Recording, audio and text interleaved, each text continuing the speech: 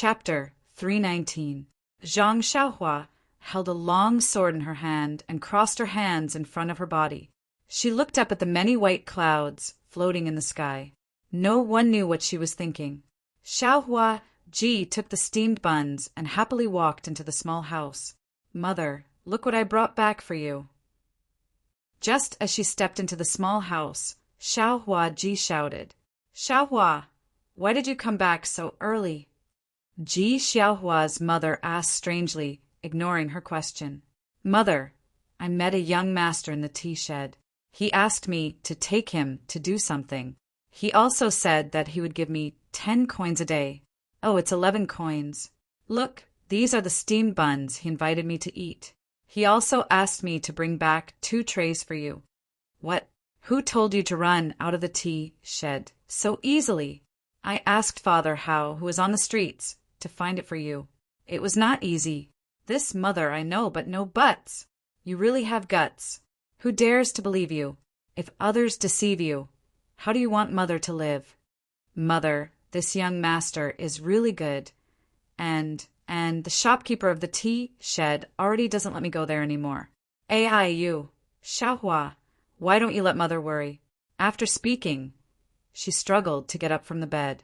Xiaohua Ji hurriedly stepped forward to support her and said, "Mother, you rest. I will feed you steamed buns." Xiaohua Ji's mother didn't know whether to laugh or cry. She said, "You, Xiaohua, why can't you grow up?" "What's wrong, mother?" Xiaohua Ji was very puzzled.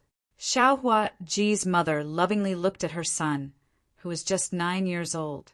She knew that he was still very childish.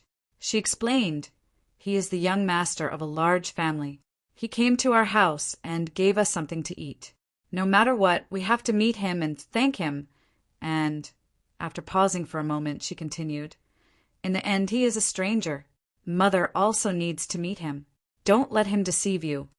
Ji Xiaohua sensibly nodded her head. She helped her mother get her outer garment and shoes, and then helped her mother out of the room. When Zhang Xiaohua saw him come out, she quickly went forward and wanted to greet him. The woman rushed to greet him and said, "Young master, this lowly concubine Zhang greets young master."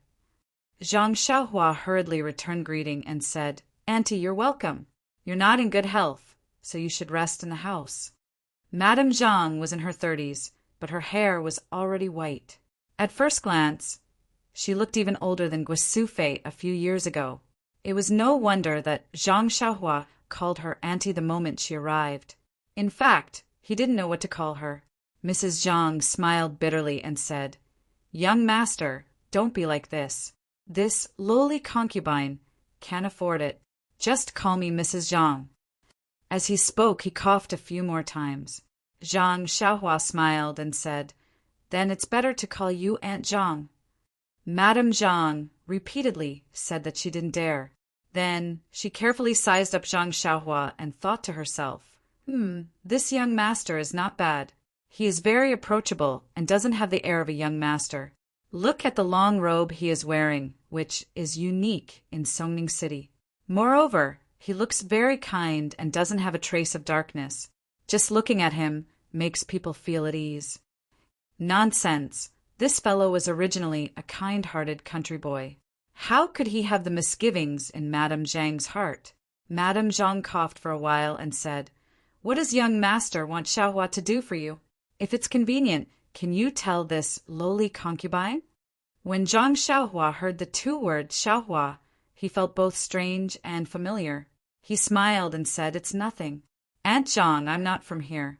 Just now, I was almost cheated in Ji Xiaohua's tea house.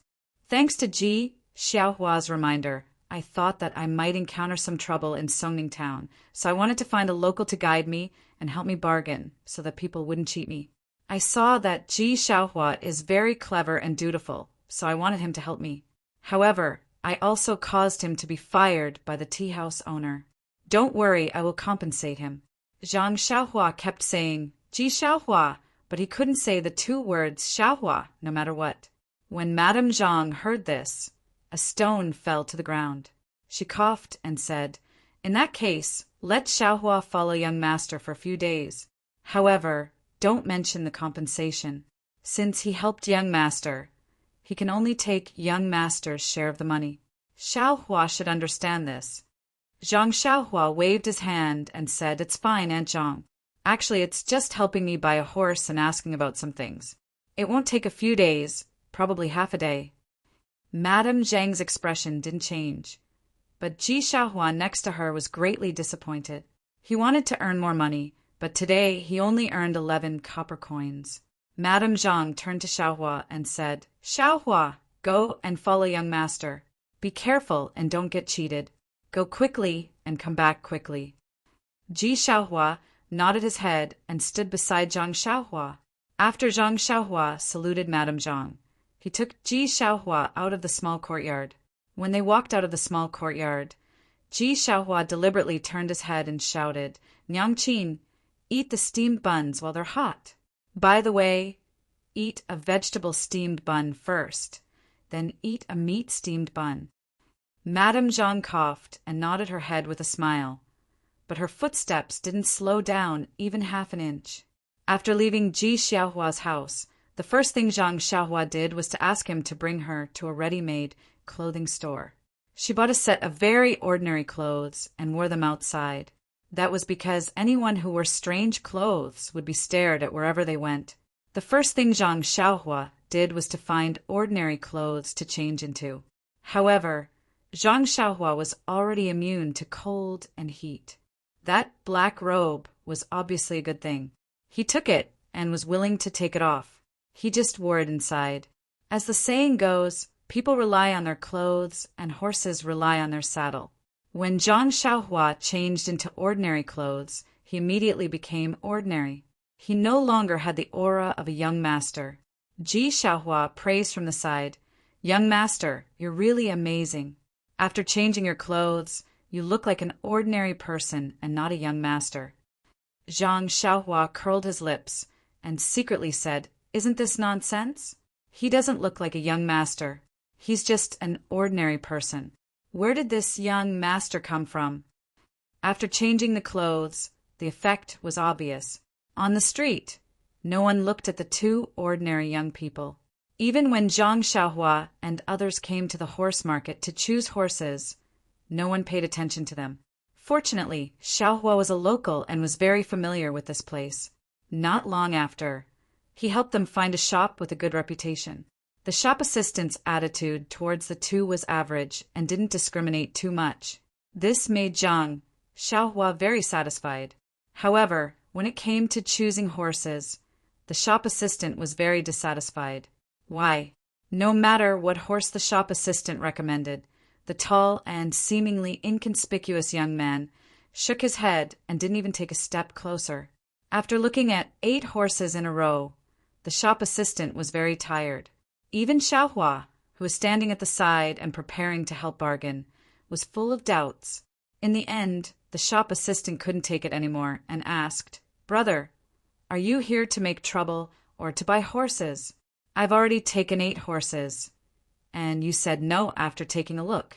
You didn't even walk close. How do you know that it's not to your liking?" Zhang Xiaohua smiled and said, "It's not that I can't forget you, but these horses are not suitable. The horses I want are not ordinary horses." The shop assistant was surprised and said, "If it's not an ordinary flattery, then what should it be like?"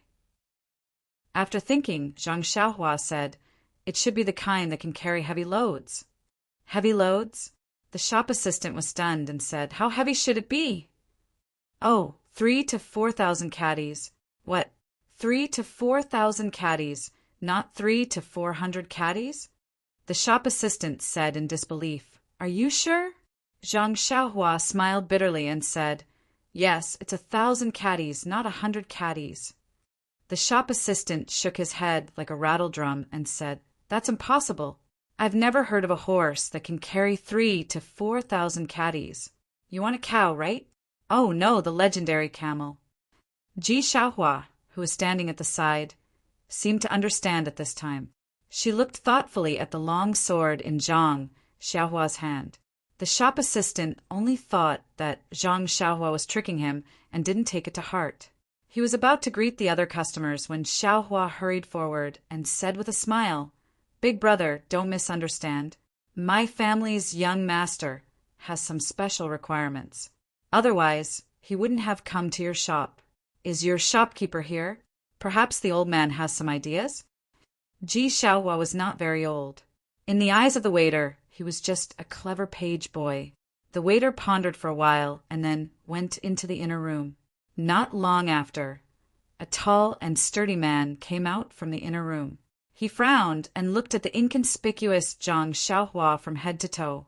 Then he asked, "Young master, the horse you want is really not available in this shop. Why don't you go to another stables to look?" Zhang Xiaohua thought for a moment and cupped her hands and said, "Then I'll have to trouble shopkeeper. By the way, can you let me see your best horse?" The sturdy man hesitated. Ji Xiaohua smiled and said, "Shopkeeper, don't be afraid. If it suits my family's young master, you will be rewarded. Quickly go and bring it over." When Zhang Xiaohua heard this, she also understood the shopkeeper's meaning. She wanted to take out the banknotes from her purse and show it to the shopkeeper, but he didn't know how much the best horse cost. If she rashly took out the banknotes, if it was less, wouldn't it be very embarrassing? Seeing Ji Xiaohua deal with it so calmly, she pursed her lips and smiled without saying anything. The sturdy man hesitated for a moment and said with a smile, "It's okay. I just want to take a look. Young master, please follow me to the back to take a look." Zhang Xiaohua looked at Ji Xiaohua with satisfaction and followed the sturdy man to the back. After turning a few small aisles, they entered a large courtyard. At a glance, there were dozens of tall horses in this courtyard. However, they couldn't use their divine sense to recognize the horses. Otherwise, wouldn't Zhang Xiaohua be able to sweep them away? Just when Zhang Xiaohua was overwhelmed, the sturdy man turned around and said, "Young master, please come with me." After that, he brought Zhang Xiaohua to a stable in the corner facing the sun. He saw that there was a tall and beautiful date red horse tied to the stable. Although Zhang Xiaohua didn't know much about horses, he could roughly tell whether it was good or bad. This horse was obviously not on the same level as the one the shopkeeper brought over. "Please add it to your collection. Please give it a tip, thank you." -3. Chapter 320. Zhang Xiaohua smiled and said, "Shopkeeper is really hiding something. Compared to what I saw just now, it's much better." The man was not embarrassed as he laughed and said, "This kind of horse is my favorite. How could I casually give it away? If it wasn't for the fact that young master really loves horses and sincerely asked for it, how could I bear to part with it? Bullshit, isn't it just to buy more money? How do I look like someone who loves horses? I just want to find a horse that can carry a sword. Hey. Zhang Xiaohua silently cursed in her heart. Zhang Xiaohua smiled and said, "I don't know if this one can come closer to take a look." The man said, "Of course, but young master should be careful. This horse's temper is very fierce, and it won't submit to people." It wasn't easy for this one to subdue it. Zhang Xiaohua waved her hand, indicating that it was fine. She slowly walked closer. This was a good horse with a fat body. It could be seen at a glance. Seeing Zhang Xiaohua walk closer, the horse's eyes revealed a vigilant look. Its hind legs also trembled, eager to try. When Zhang Xiaohua saw this, she stopped and turned her head to ask, "Shopkeeper, can I touch it?" The man smiled and said, "Of course you can." He quickly walked in front of the date red horse and took the reins. He used his hand to comb the horse's mane, and the horse immediately became docile. However, its hooves kept kicking the ground as if it was warning Zhang Xiaohua. When Zhang Xiaohua saw this, she walked in front of the horse and stroked the back of the date red horse. The mane was very soft and very comfortable to touch. Xiaohua curiously walked forward and looked at the date red horse with envy. Zhang Xiaohua stroked it for a while and then gave a look to Ji Xiaohua. Ji Xiaohua was stunned, but she immediately understood. She walked behind the man and asked, "Shopkeeper, this one has something to ask." When the man heard this, he unconsciously turned around and said, "Little brother, What is the problem? But please tell me. While he was turning around, Zhang Xiaohua exerted force with her hands. The date red horse's legs went soft, and it almost fell to the ground. Then it raised its head and let out a sad neigh. Zhang Xiaohua quickly pulled back her hands and put them behind her back. Before the burly man could finish his question, he heard the neigh of a horse. His expression changed, and he quickly turned around. At this time, the date red horse had already stood up. Its 4 legs were slightly trembling, and its head was shaking uneasily. It looked at Zhang Xiaohua with eyes full of fear. Zhang Xiaohua stood aside with her arms folded, looking like she had nothing to do with it. The burly man looked at the restless date red horse and then looked at Zhang Xiaohua's tall and thin figure. She looked harmless to humans and animals. He was a little puzzled and quickly comforted his beloved BMW. Ji Xiaohua, on the other hand, saw everything clearly, and her heart couldn't help but be filled with astonishment. On the side of the road in Songning Town, he couldn't even pick up that unremarkable sword even after using all of his strength. Just now, this thin and weak youth's 2 hands pressed down on the tall horse until it almost went limp. In addition, he had just said that he could carry a horse that weighed several thousand jin. He wasn't a fool, so how could he not know about this youth's strange state? When the burly man turned around, Ji Xiaohua's heart calmed down a little. Little brother, do you have any questions that I need to answer? Ji Xiaohua had an idea and said, I wonder what price the shopkeeper will give for this divine horse. When the shopkeeper heard this, he immediately became spirited and mysteriously stretched out a finger. Ji Xiaohua let out a sigh of relief and said with a smile, 10 taels of silver. Although Ji Xiaohua also grew up in the southern part of the city, she had only seen other people's transactions from afar and didn't know the specific market price. She only felt that the high price of 10 taels of silver was already out of her expectations. Zhang Xiaohua had never bought anything before, but the last time he bought a long sword from Hitianshu, he had spent 7 taels of silver. How could this handsome date, red horse, only be worth 10 taels of silver? However, she already didn't plan on buying this horse, so she didn't say anything. When the shopkeeper heard this, his expression slightly changed, and he said with a smile, Little brother really knows how to joke. A mere 10 taels of silver can only buy a mule. How can it buy this BMW? Could it be that you want 100 taels? Ji Xiaohua clenched her teeth and said a number that she couldn't imagine. No. The shopkeeper shook his head. Oh, it's less than 100 taels. Little brother, you're wrong. It's 1,000 taels.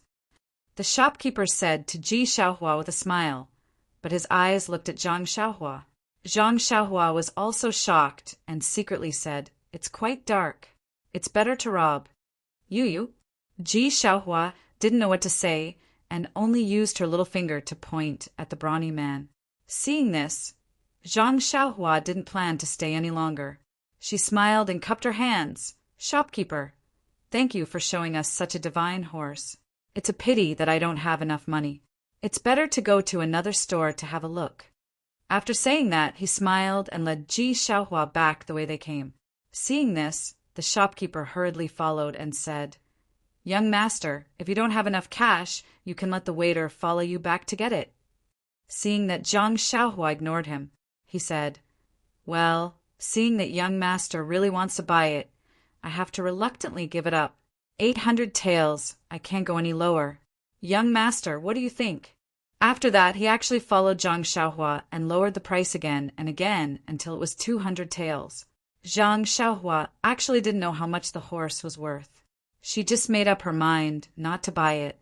She let the shopkeeper keep lowering the price, but she didn't say anything. Finally, when they reached the door, the shopkeeper was anxious and said, Young master, how much are you willing to pay? Zhang Xiaohua stopped and wanted to haggle with him for 10 taels. But after thinking about it, why bother? It wasn't easy for others to buy it. She didn't plan to buy it. Why did she have to tease him? Thinking of this, she shook her head with a smile and went straight out. Seeing Zhang Xiaohua like this, The shopkeeper didn't chase after her. He shrugged, changed his expression, and continued to do his business. Zhang Xiaohua walked for a while with Ji Xiaohua. Suddenly she stopped and asked, Ji Xiaohua, aren't you leading me? Why did you let me walk in front?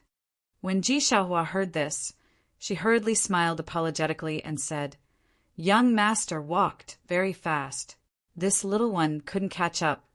After saying this, she hurriedly walked in front and led Zhang Xiaohua to another place. At this moment, in Ji Xiaohua's eyes, Zhang Xiaohua was no longer a kind-hearted and good-natured, hedonistic son of rich parents. Instead, he was a person covered in a mysterious halo. After walking for a while, as expected, there was the sound of a horse neighing again. However, Ji Xiaohua turned around and said, Young master, the Jade Gate Horse Company we just went to is the largest in Songning Town and has the best reputation. If there isn't anything to your liking, I reckon that the other two places don't have it either. Zhang Xiaohua nodded and said, I was careless. I didn't think that the horse couldn't bear the weight. Ji Xiaohua was speechless. This sentence sounded a bit like a young master's. Indeed, the other two places didn't have as many horses as the previous one. The horses didn't look as good as the previous one, and the starting price was even higher. Zhang Xiaohua couldn't be bothered to try it out. After a few words, he left. When Ji Xiaohua saw that she didn't help Zhang Xiaohua, she was unhappy and walked with her head lowered. Looking at the sun and the sky, Ji Xiaohua forced a smile and said, Young master, what do you think is next? Seeing that Ji Xiaohua wasn't happy, Zhang Xiaohua smiled and said, The next thing is simple. I want to know how to get to Pingyang City or Lu Town. Where do you think I should go? When Ji Xiaohua heard this, she thought for a while and said with a smile, This little one knows. Young master, please follow me. After saying this, she brought Zhang Xiaohua to the front of a tea house. Zhang Xiaohua didn't understand and said, Can this kind of information be found in this tea house? Ji Xiaohua smiled and said, Young master, don't be anxious. In this Jing city, there are only tea houses and wine shops that are well informed. But if you have to follow along, it's better for you to go by yourself. Why would you need me? Please take a seat in this tea house. Brew a pot of good tea and enjoy it carefully. Wait for me to go and find out for you. What do you think? Is that so? Zhang Xiaohua really didn't enjoy such treatment. He touched his chin and said with a smile, Okay, Ji Xiaohua, if you can find out more details, I'll reward you with more copper coins. Ji Xiaohua smiled and said, That's good. Young man, come with me. Afterwards, Ji Xiaohua led Zhang Xiaohua to the tea house and ordered some tea for him. She asked around in the tea house and then quickly ran out again. Zhang Xiaohua sat under the sun, basking in the warm sun as he tasted the fragrant tea and waited quietly. It seemed that at this moment he finally understood the true meaning of silver. In his mind, he removed the equating sign between silver and food. Sigh. He sighed and looked away from the steam rising from the teacup to the bustling crowd on the street outside the tea house. He couldn't help but feel a sense of realization. Humans, in the blink of an eye, Zhang Xiaohua seemed to be in a trance. His consciousness rose up high and watched the people on the street. Gradually, there were more and more people on several streets. Later, he saw the entire Songning town, an entire town. He also seemed to see Xiaohua running around busily. However, these people slowly became as small as ants in Zhang Xiaohua's eyes. Their actions were extremely laughable. Zhang Xiaohua's consciousness rose higher and higher. He felt like a white cloud floating in the sky. Everything on the ground had nothing to do with him. His heart only yearned for that freedom. In the tea house, Zhang Xiaohua's body held the teacup in his left hand under the sunlight. He didn't move at all and didn't even blink. He actually had an otherworldly appearance. There was a faint flicker of brilliance, and sometimes there was even a hint of transparency. Zhang Xiaohua's consciousness rose higher and higher. He actually saw the sea, the ships on the sea, and the islands that were like black dots. In Zhang Xiaohua's heart, there was no trace of emotion. He just rose up like that. Suddenly, A thunderous voice resounded through the world. "Young master, what are you doing?" In the blink of an eye, Zhang Xiaohua's consciousness, which had floated high, suddenly fell down. The situation just now seemed to be rewinding. He fell to the ground. In an instant, he fell from the 9th heaven to the tea house. Zhang Xiaohua's body didn't move. His eyes immediately lit up. He blinked and saw Xiaohua beside him looking at him with a face full of fear. The boiling hot teacup in his hand was already cold. The noon sun had already passed the top of his head. -3. Chapter 321. Zhang Xiaohua smiled. Only then did he realize that the boiling hot teacup in his hand had already turned cold. The noon sun had already passed over his head, and his body, which was sitting under the sunlight, was gradually moving into the shadows. That fleeting moment had actually taken such a long time. Zhang Xiaohua couldn't help but frown. He felt that it had only been a few breaths of time. This feeling was really very strange. After carefully savoring that mysterious feeling, Zhang Xiaohua had a kind of understanding in his heart. It was an indescribable feeling. Then, with a thought, he secretly checked the cultivation of the Heart Sutra. Sure enough, the stagnant cultivation had already shown signs of loosening. It was as if he could see the light of the 6th layer. Zhang Xiaohua was very emotional. In the past, he had to painstakingly absorb the vitality in vitality stones in order to advance a little. Just now, in just a few breaths of time, his cultivation, which had been unable to advance no matter how much vitality he absorbed, had advanced a solid step forward. It seemed that the cultivation methods of the middle and early stages of the qi refinement realm were still very different. Thinking about the situation just now, Zhang Xiaohua still felt some lingering fear.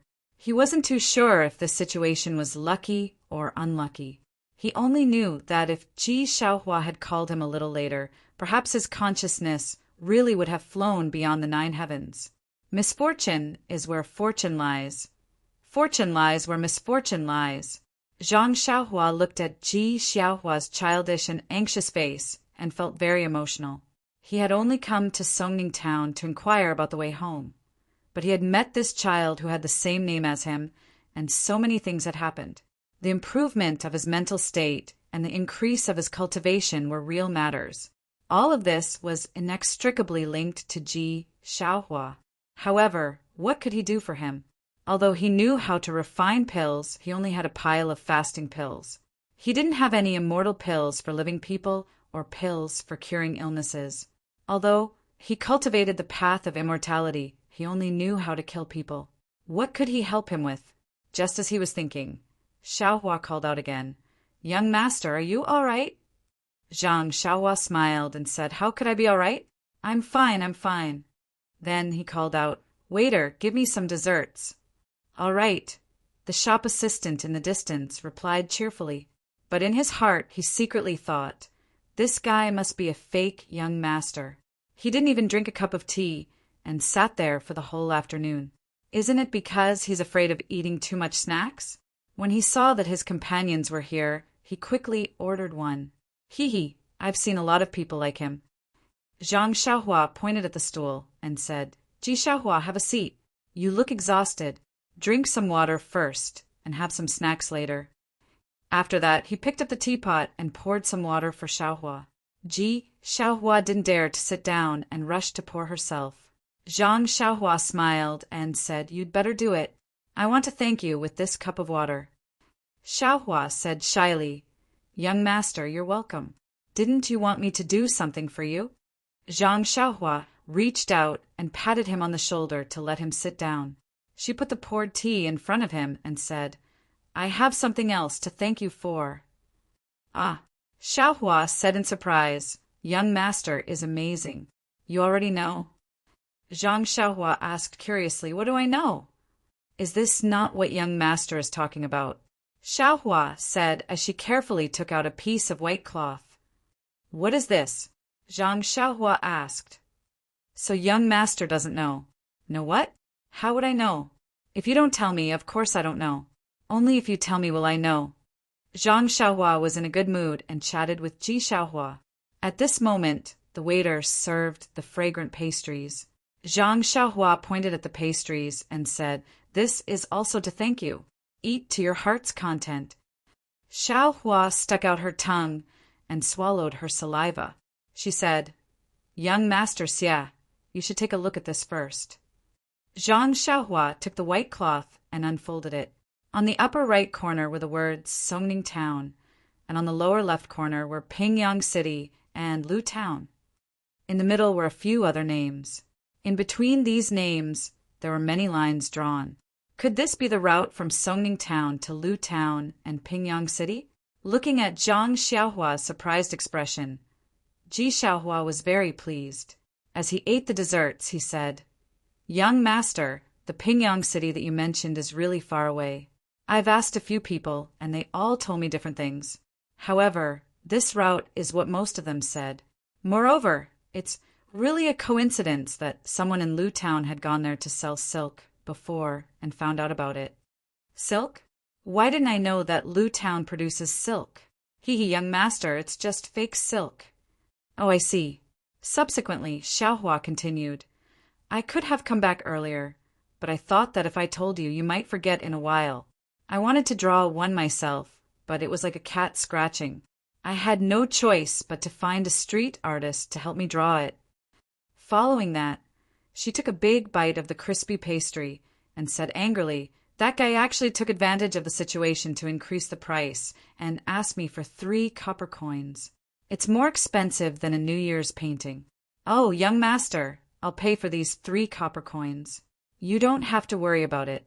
I didn't even manage to buy a horse just now. I feel sorry for making you come here for nothing." Zhang Xiaohua listened with interest.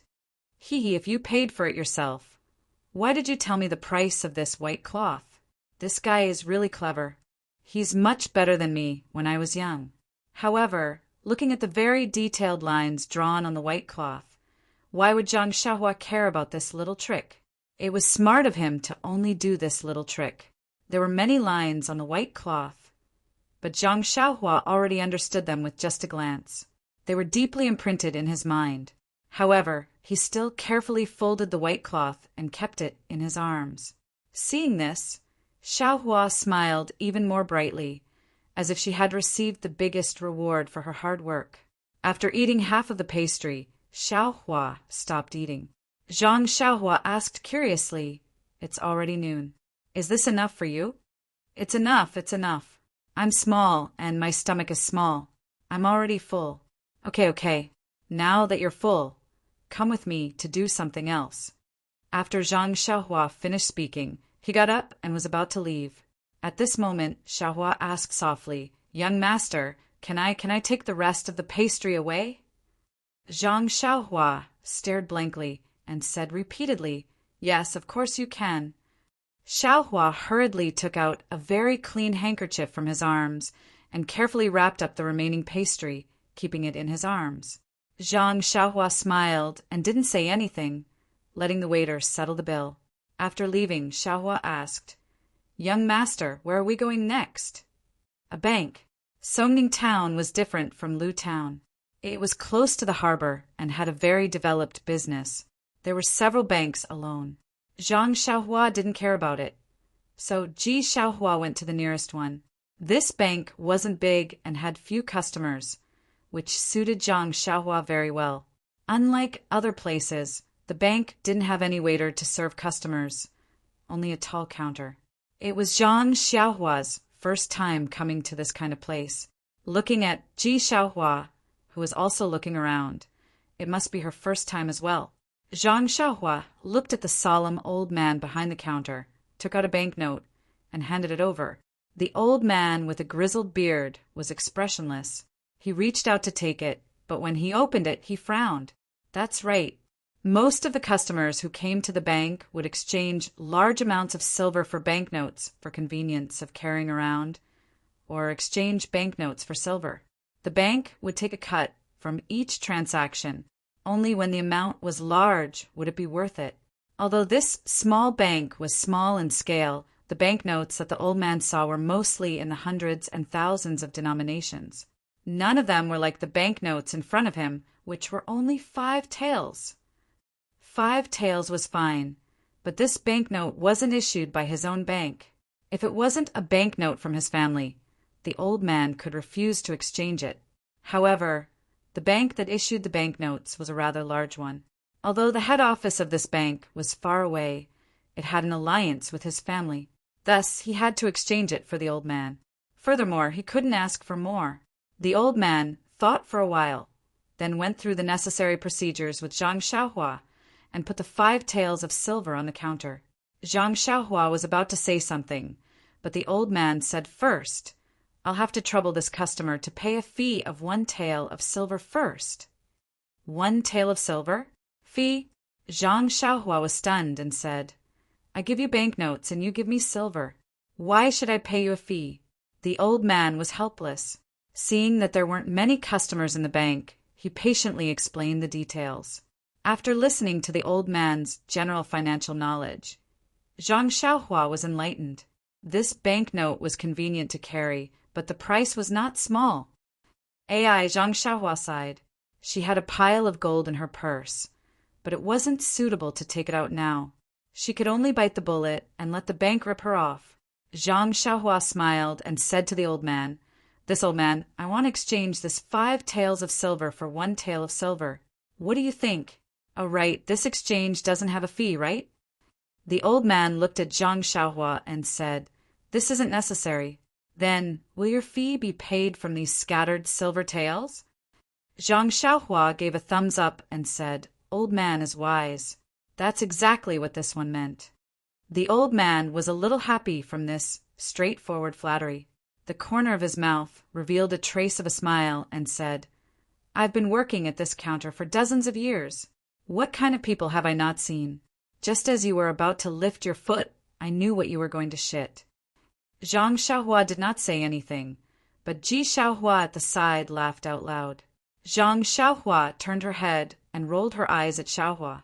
She did not dare to say anything as she was afraid that the old man would say something nice again. When the old man placed the scattered silver taels on the counter, Zhang Xiaohua smiled and said, "Old man, if I exchange these silver taels for other shares, such as copper coins, will there be no fee?" The old man was stunned and said, "As long as the banknotes are exchanged for cash, no matter if it is silver or copper coins, there is only 1 fee." Why is this customer asking this? Instantly, the old man had a bad feeling in his heart.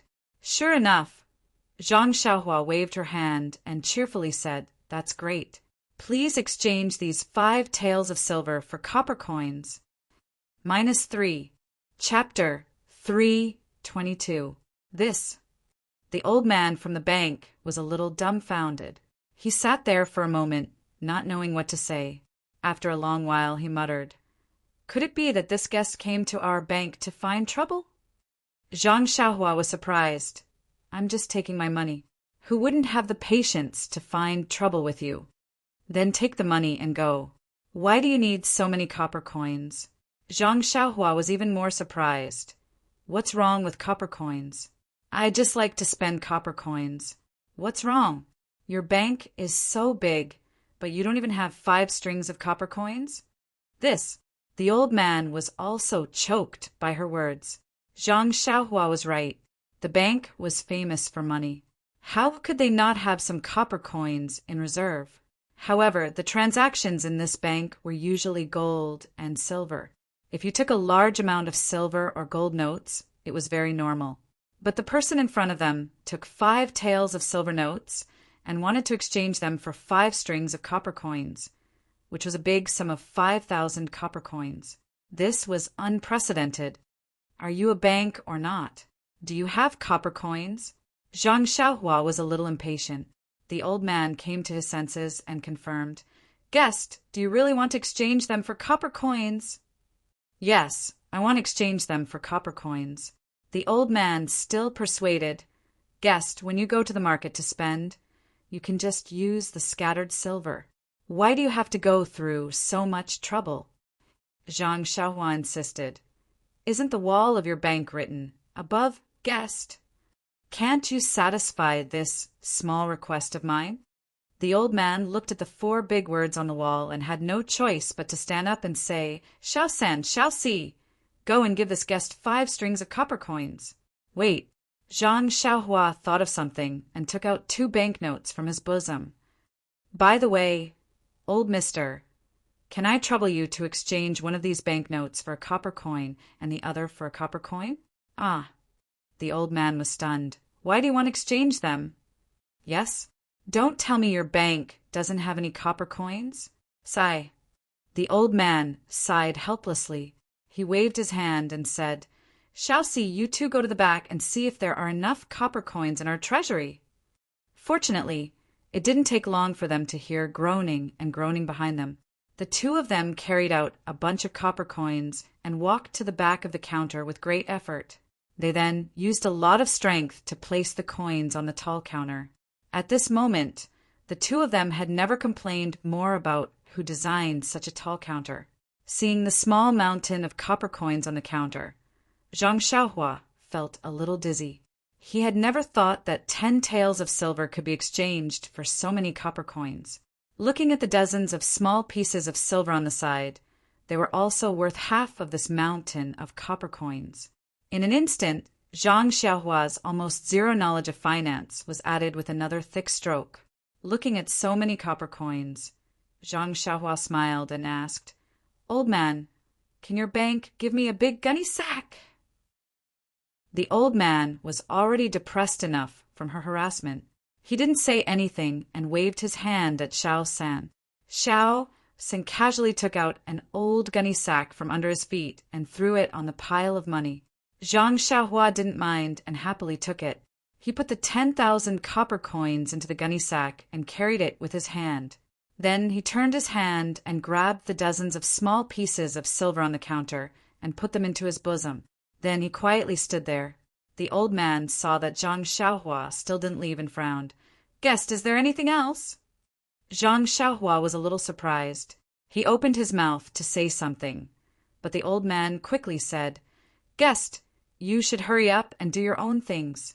Our bank really doesn't have any spare copper coins. Even if you want to exchange, you can't." Hearing this, Zhang Xiaohua chuckled and said, "Since you really don't have any, I won't exchange. However, your bank should carry more copper coins. Maybe I will exchange them tomorrow." The old man sat behind the counter and rolled his eyes. He almost fainted. He repeatedly waved his hand and said, "Guest, please walk slowly. I still have things to do, so I won't stand up." Zhang Xiaohua smiled and said, "You really want me to leave now?" "Yes, guest, you should hurry up and leave." At this time, the old man no longer cared about the guest is above all shop rules on the wall and said what was in his heart. "Okay, I will leave now." After that, Zhang Xiaohua easily picked up the big sack and turned to walk out of the bank. Behind him, Xiaohua was also puzzled. As soon as they walked out of the bank, Xiaohua quickly caught up with Zhang Xiaohua and whispered, "Young master, did you make a mistake just now?" It seems that, before Ji Xiaohua finished speaking, Zhang Xiaohua looked back and took Ji Xiaohua to run. He didn't care about the direction. After turning several intersections, he stopped and said with a smile, "I made a lot of money. I made a lot of money today. Today's money is worth a month of my time in Huanqi Mountain Villa." "Young master, what are you talking about? Why can't I understand? Is it because the bank doesn't have a commission?" Zhang Xiaohua didn't explain to him and said, "You are just a child. What do you know? Let's go." At this time in the bank, the old man just got out of his impetuous state and was leisurely tasting the fragrant tea. He seemed to feel that something was missing in his heart. Suddenly, he put the teacup on the table and asked, "Shao San, Shao Si, when you gave the young man the money just now, did you take out the commission?" The 2 of them looked at each other and explained, "The commission has always been taken by you. Of course, we will not snatch it from you." "Oh, I was confused by this little rascal just now and forgot to deduct the commission." After saying that, they hurriedly ran out of the bank and couldn't see him. The old man looked left and right but didn't see him. He stomped his feet and walked back. The 2 of them comforted him. "Don't be anxious, old man. Didn't that rascal say that he will come back tomorrow?" We will ask him to return it tomorrow. Return my ass. Didn't you see that the banknote says Pingyang City? This rascal is from another city. Who knows, he might leave the city in a while. Why would he come back tomorrow? The two of them pursed their lips and said, So, Old Man knew that he was from another city. That's why you said that the commission was 1 copper coin. It's not like you don't have a share in it. What's there to be indignant about? Forget it, forget it. You have been hunting geese every day. Today, you have been pecked in the eye by the geese. Go? Where do you want to go now, young master? Xiaohua Ji asked very responsibly. Zhang Xiaohua held the long sword in one hand and the sack in the other. She didn't have a third hand to rub her chin. She thought for a while and said, Let's go to your house first. Go to my house? Xiaohua Ji didn't understand. However, she still listened to Zhang Xiaohua Ji's words and turned to lead the way. At this moment, an old man wearing a felt hat and ragged clothes slowly walked over from the side. Behind him was a sluggish animal that looked neither like a mule nor a horse. The animal carried a pile of dry firewood on its back. Its fur was messy and dirty. There was even a large bald patch. An unpleasant smell could be smelled from afar. When Xiaohua Ji saw the old man, she smiled and shouted from afar, Old man Hao, did you go out to collect firewood again? When the old man heard the voice, he raised his wrinkled old face and opened his turbid eyes. He looked around and said with dissatisfaction, Xiaohua, why didn't you go to the tea shed to help today? Xiaohua Ji blushed and argued, Old man Hao, it's not that I didn't put an effort. It's just that the shopkeeper. Old man Hao raised his hand and rubbed Xiaohua Ji's little head. He sighed and said, I know, Xiaohua. The shopkeeper is a little stingy. However, where can we, poor people, not be bullied? Tomorrow I'll go and talk to you again. With my face, the tea house owner might be able to recognize me. You can earn as much as you can. The tea house has never been exposed to wind or rain, so it's very suitable for you. Seeing that old man Hao was educating Xiaohua Ji, Zhang Xiaohua could only stand aside and listen. This was no different from the kind uncles and aunties in the Guozhuang house. Even if it wasn't their own child, they would do their best to help as long as they could. At this moment, the animal standing next to them opened its almost closed eyes and sniffed. It seemed to have smelled something. When it saw Zhang Xiaohua, its eyes seemed to brighten. Therefore, it dragged its feet and walked to Zhang Xiaohua. It raised its head and put its strange head in front of her. Although the animal smelled a little strange, Zhang Xiaohua grew up in the countryside. How could she be afraid of this? Zhang Xiaohua threw the sack on the ground and raised her hand to stroke the animal's head. The animal seemed to enjoy it very much. It even stuck out its tongue and licked Zhang Xiaohua's hand. Zhang Xiaohua felt itchy and very comfortable. When she looked at the animal's eyes again, Zhang Xiaohua was stunned. The animal's eyes seemed to be filled with longing, desire, and expectation. Zhang Xiaohua couldn't believe it. She rubbed her eyes with her hand. When she looked carefully again, sure enough, the half-closed and listless eyes were now wide open and quietly looking at her. The animal's eyes seemed to be intelligent and seemed to be transmitting its thoughts. At this moment, Zhang Xiaohua remembered to look carefully at the strange animal. The animal's face looked like a horse's. It was long, but there were 2 protrusions on its head, which seemed to be like antlers. Its hooves were large, similar to a cow's or even larger. The big tail behind it was like a donkey's. This strange animal looked like a deer, but it was not a deer. It looked like a horse, but it was not a horse. It looked like a cow, but it was not a cow. It looked like a donkey, but it was not a donkey. What was it? Xiaohua listened to Father Hao's lecture. When she saw the animal licking Zhang Xiaohua's hand, she quickly went up and said, Young master, stay away. Don't dirty your clothes. But when she saw that Zhang Xiaohua didn't seem to mind at all, she smiled and said, Young master, Huan Huan is the cutest. It's gentle and won't bite. You probably haven't come into contact with animals. Huan Huan seems to like you very much. Then she said embarrassedly, Although Huan Huan smells, it will be very clean after washing. If you don't like it, I can wash it away now. Only then did father how notice Zhang Xiaohua next to Xiaohua. He asked, "This young master is?" Ji Xiaohua told him the purpose of Zhang Xiaohua's visit. Father Hao smiled and nodded. -3. Chapter 3:23. Huan Huan. Zhang Xiaohua looked at this dirty, strange animal with several bald patches of fur. She couldn't help but smile. She stroked the horns on Huan Huan's head. Those were 2 bald horns. Ji Xiaohua saw that Zhang Xiaohua didn't dislike Huan Huan and became happier. Zhang Xiaohua was about to ask him, but old man Hao said, "Xiaohua, you accompany the young master. I'll take Huan Huan back." Xiaohua smiled and said, "The young master said he wanted to go to my house. Let's go together." Then she turned to Zhang Xiaohua and said, "Young master, put your sack on the firewood. Huan Huan is very strong. She can carry it." Hearing this, Zhang Xiaohua's heart moved. She didn't show anything strange on her face. She reached out to pick up the sack from the ground and put it on Huan Huan's back. Sure enough, the animal didn't seem to feel anything. As the 3 walked, Ji Xiaohua told Zhang Xiaohua about Huan Huan. It turned out that Huan Huan didn't belong to old man Hao.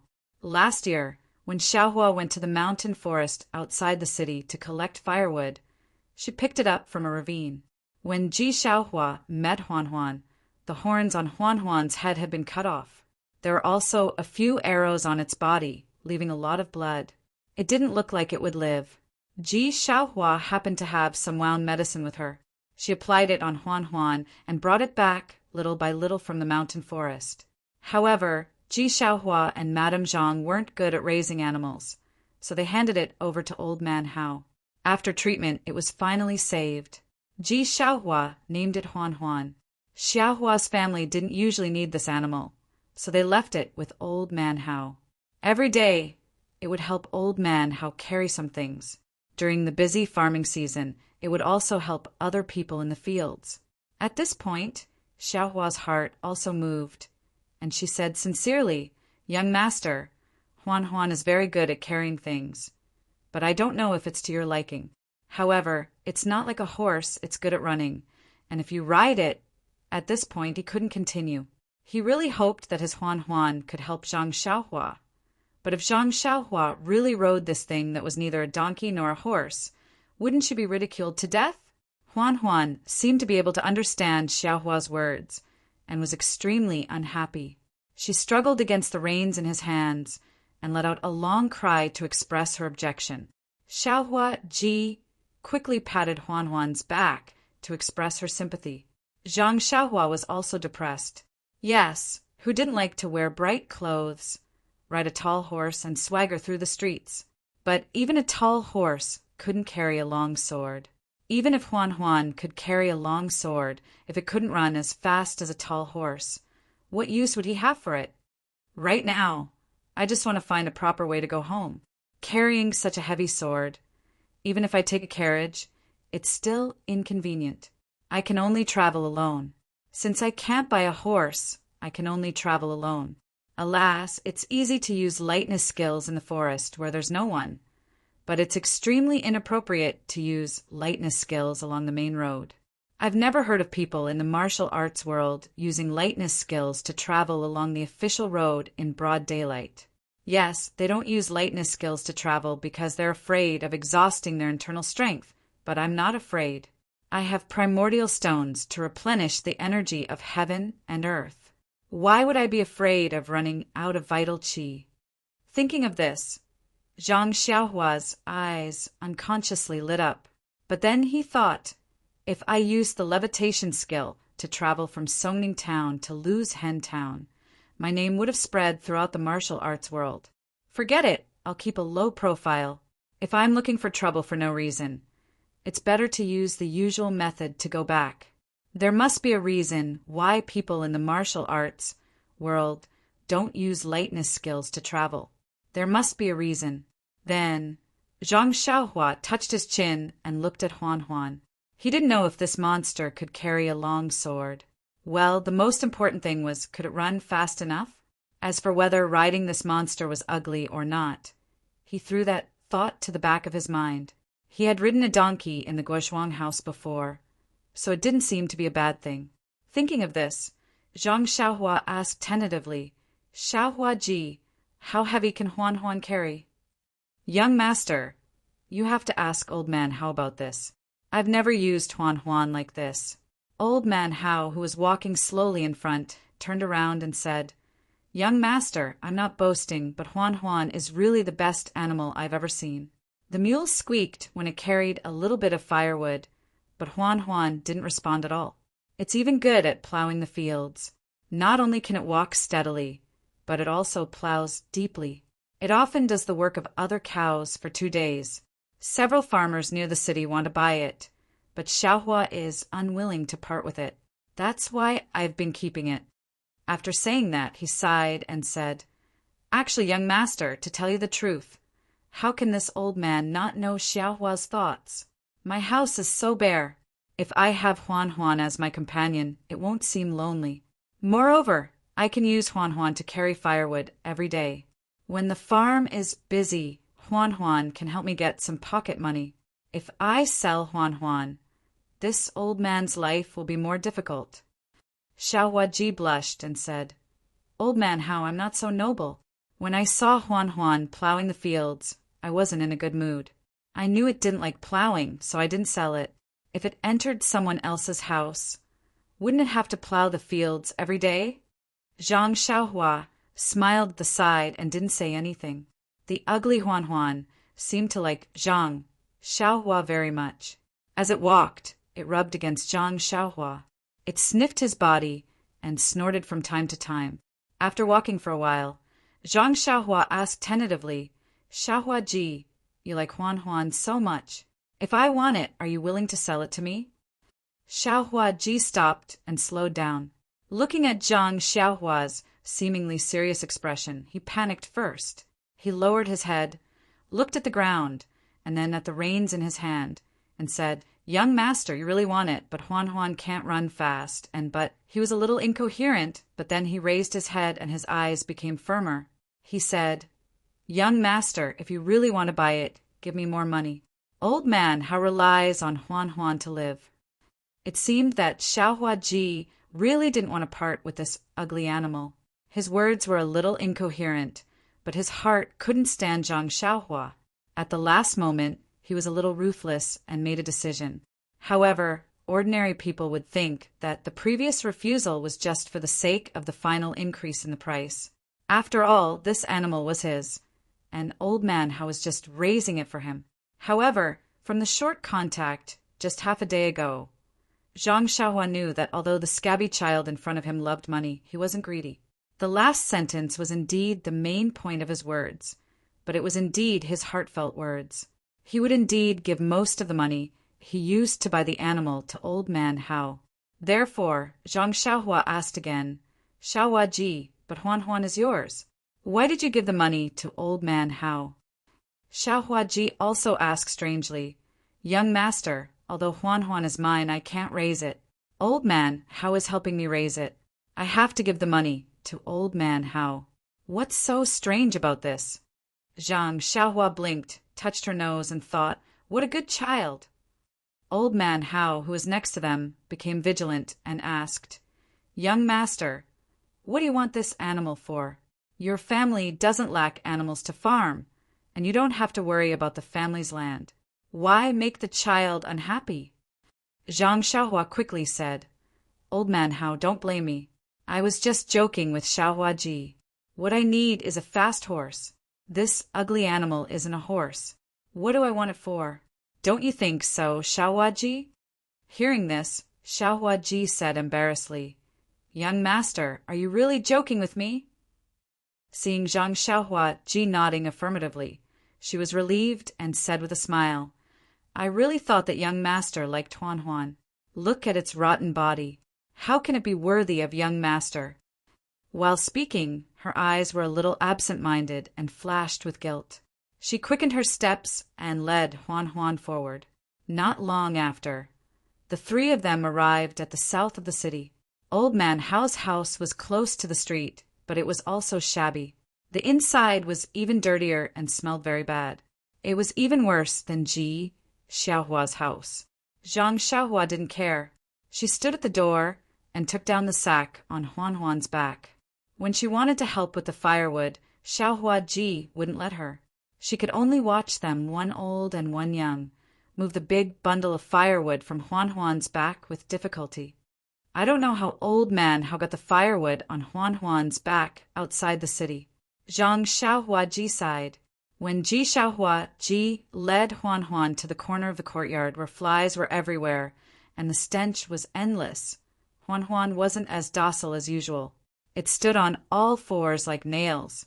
No matter how hard Ji Xiaohua Ji tried, she couldn't move it at all. Later, Old Man Hao also joined in. The two of them tried together, but the odd beast only shook its head left and right. Its eyes stared at Zhang Xiaohua at the door and didn't move. Zhang Xiaohua also looked at it in surprise. Just now on the street, he read Huan's emotions. Perhaps it was just a momentary illusion. At this moment, the desire and unwillingness in Huan's eyes were reflected in Zhang Xiaohua's eyes. When Ji Xiaohua Ji saw this, she was so anxious that tears almost fell. Her small face flushed red. She mustered all her strength and pulled on Huan's reins, looking at Zhang Xiaohua Ji Hao uneasily from time to time. Sigh. Zhang Xiaohua Ji Hao sighed. He turned around, picked up the sack and left the courtyard. After a while, the light in Huan's eyes disappeared. Her eyes dimmed again, and she closed them again, revealing a slight gap. She moved her feet slowly. Under Ji Xiaohua Ji Hao's command, she walked to the dark corner and stopped moving. She let the flies crawl all over her body. The donkey-like tail behind her was too lazy to move, let alone the swill in front of her that was already rotten. No matter what, she couldn't open her mouth. Ji Xiaohua Ji Hao clearly saw that in the corner of Huan's eyes there was a sparkling and translucent teardrop. -3. Chapter 324. Zhang Xiaohua waited outside Father Hao's door for a long time before Ji Xiaohua arrived. Ji Xiaohua looked very listless. However, when she saw Zhang Xiaohua, she still forced a smile and said, "Young master, sorry to keep you waiting for a long time." Zhang Xiaohua waved her hand and said, "It's okay, it's okay." So Ji Xiaohua led Zhang Xiaohua back to Ji Xiaohua's shabby house. When they arrived at the door, Ji Xiaohua turned around and asked, "Young master, we're at my house. Do you want to go in?" Zhang Xiaohua nodded and said with a smile, "Yes, let's go in and talk." Ji Xiaohua was a little absent-minded. She pushed the door and went in without saying hello. Madame Zhang heard the movement inside and forced herself to be alert. She asked in a weak voice, "Xiaohua is back." Ji Xiaohua was a little flustered and hurriedly responded, "Mother, it's me. I'm back." Madame Zhang coughed for a while and scolded, "You child, you didn't say anything when you entered the house. That young master has already left. Later, you and Mother will go to Father Hao and let him talk to you again. The young master only gave you 10 or so coins, which can't be compared to the long-term income of the tea shed. You'd better go to the owner of the tea shed and admit your mistake. You can be beaten and punished, and then boil water for him. That, Mother, the young master hasn't left yet." With that, Ji Xiaohua looked at Zhang Xiaohua apologetically and walked into the shabby house. "What? He hasn't left yet, and you're back? Did you do something wrong again?" Ji Xiaohua's little face was a little red and said, "Mother, I didn't do anything wrong. The young master insisted on coming to our house." "Hey, the young master is here again. Why didn't you say so earlier?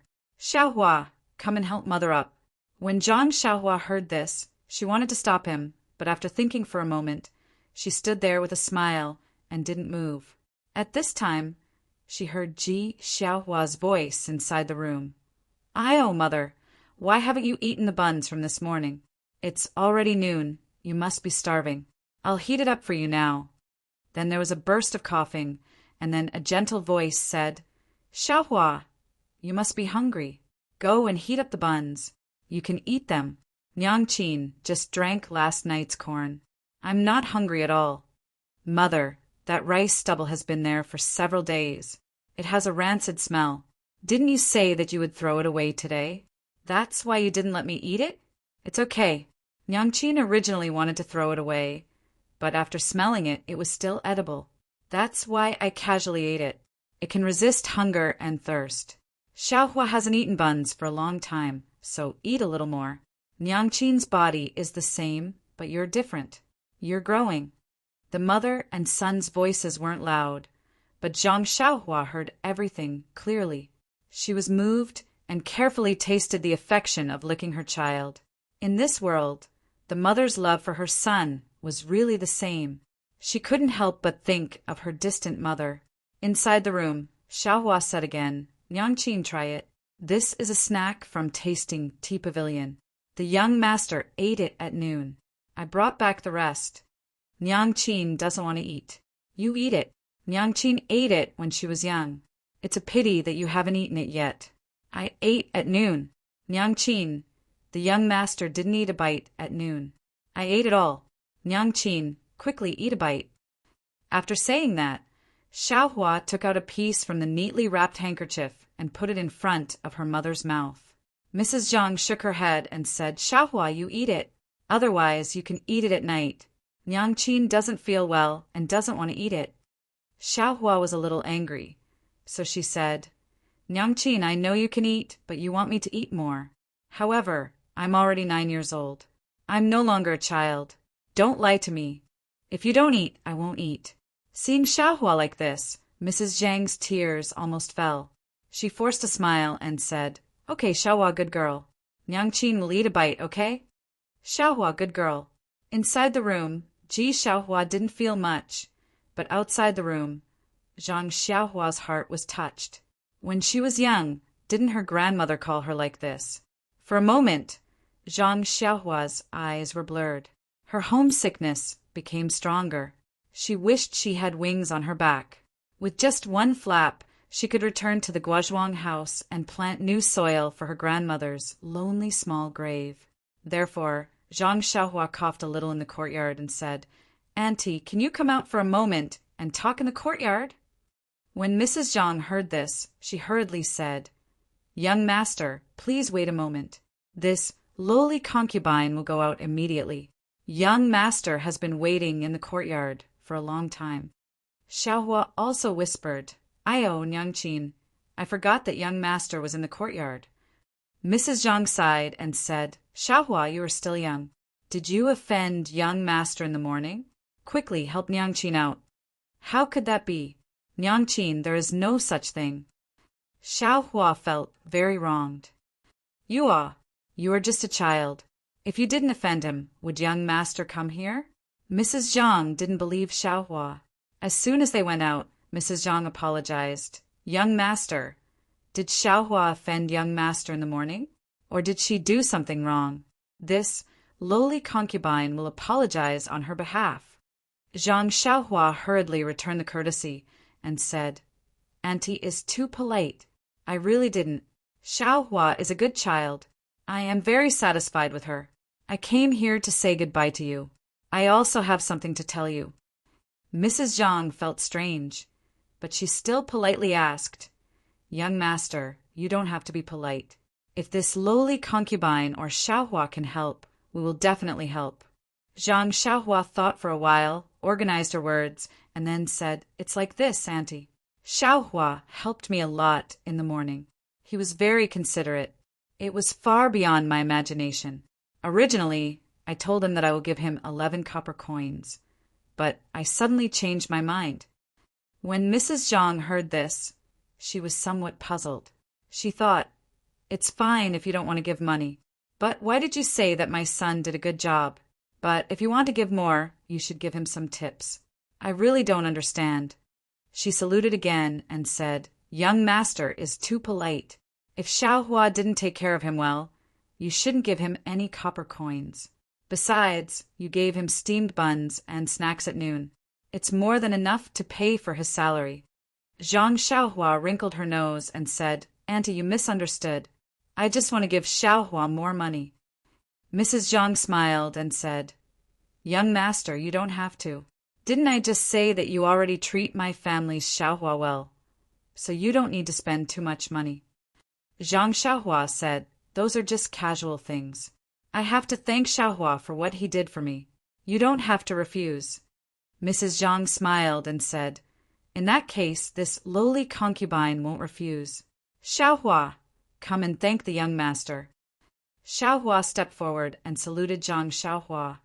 Thank you, young master. Zhang Xiaohua nodded and said, You don't have to be too polite. Xiaohua, I'm very satisfied with what you did this morning. You wrote the route in detail. How can I let you pay for those copper coins? When Xiaohua heard this, her face became a little hot. Zhang Xiaohua continued to say, Your mother's health isn't good, so you have to take care of her at home. That's right, it's best to let the doctor in the medical hall diagnose your mother. If she's always like this, how can her body withstand it? When Mrs. Zhang and Xiaohua heard this, they both smiled bitterly. Then, Zhang Xiaohua threw the huge sack in her hand in the courtyard with a pung sound. She took out the small bag of silver coins that she just exchanged and handed it over. She said, Auntie, this is what I want to give to Xiaohua. You can take it. Mrs. Zhang and Xiaohua were dumbfounded. Zhang Xiaohua looked at them and explained, I originally wanted to give Xiaohua banknotes, but I thought that it would be suspicious for a child to take out banknotes. Moreover, if you have ingots of silver at home, wouldn't it be easy to attract trouble? That's why I went to the bank with Xiaohua and exchanged them for copper coins. There are 10 strings of coins in this sack and 5 taels of silver coins in this small cloth bag. Oh, when we were exchanging, Xiaohua was also present. He knows that these small taels of silver won't bring you any trouble. That's right. Based on Zhang Xiaohua's experience in Lu Town and Pingyang City, there are bound to be sinister people in this world. If Ji Xiaohua and Madame Zhang went out with 5 taels of silver, they would probably be targeted by some bullies or scoundrels before they could spend it. She was kind enough to help them, but she did not want to bring disaster to them for no reason. Young master, you went to the bank to exchange copper coins for me? Xiaohua looked at the unfamiliar young master in front of her in disbelief. She did not even know his name. Yes. Do you think that I have nothing better to do and exchange copper coins for fun? This thing is very heavy. It's 10,000 copper coins, and you didn't even help me carry it, Zhang Xiaohua said jokingly. Young master, Xiaohua did not know what to say. No, young master, we can't accept this money. When Mrs. Zhang saw this, she did not hesitate and said resolutely, I still want to bring Xiaohua with me. Please don't be like this. Zhang Xiaohua knew that Mrs. Zhang had misunderstood and smiled. Auntie, you misunderstand. I have no intention of bringing Xiaohua with me. He also knows that my home is not here and I still have a long way to go. Moreover, to be honest, I'm not some rich young master and don't need anyone to serve me.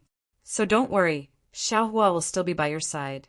But, young master, you are so kind to us. Why are you doing this for us? Mrs. Zhang really did not understand. If it was an older person, she could understand that it was because he coveted her beauty, not to mention that her appearance was not outstanding. This young master was still too young. If he wanted to buy her child was not worth so much money. She didn't want to take the money, but the poor had no ambition. She deeply understood the difficulties of a poor family. It was one thing for her to suffer, but she had to watch her child go out before dawn every day and come back late at night. Her child was bullied in other people's tea shed. Although he didn't say anything, she still heard his cries at night and felt pain in her heart. -3. Chapter 3:25. But now, right in front of her, someone suddenly threw out so much money for no reason. He only said that he would give it to them without asking for anything in return. How could she refuse? In fact, even if this person had some ulterior motives, she would still consider it carefully. But the young man in front of her actually said that this was a free lunch. Madame Zhang felt like she was hit in the head by a pie in the sky, and she felt dizzy. She tried her best to stop coughing and stared straight at the young man who was taller than her by a head. She stared at his pure eyes. After a long while, she felt a little disappointed. Those pure eyes were like the white blue sky, and even clearer than the blue sky. In that purity, she could see the hot blood in the young man's heart. This time, Madame Zhang really believed that this young man didn't ask for anything in return. She just somewhat believed. Xiaohua, who was next to him, excitedly confirmed again. "Young master, you really want to give all this money to this little one? Really?" Zhang Xiaohua turned his head to look at the young man with a scabby head and said with a smile, "Of course, it's true. When you came to the tea house to eat snacks, I had already decided." When Xiaohua heard this, he jumped up in an instant and cried, "Young master, I'm sorry, I was wrong, I misunderstood you. Wait, really wait." After that, he shook off his mother's hand and rushed out of the yard. "Xiaohua!" Madame Zhang shouted loudly. She didn't know what her son did wrong and what he was going to do. Zhang Xiaohua was also surprised at first, but after all, he had his divine sense. After a slight sweep, the corner of his mouth showed a trace of a smile.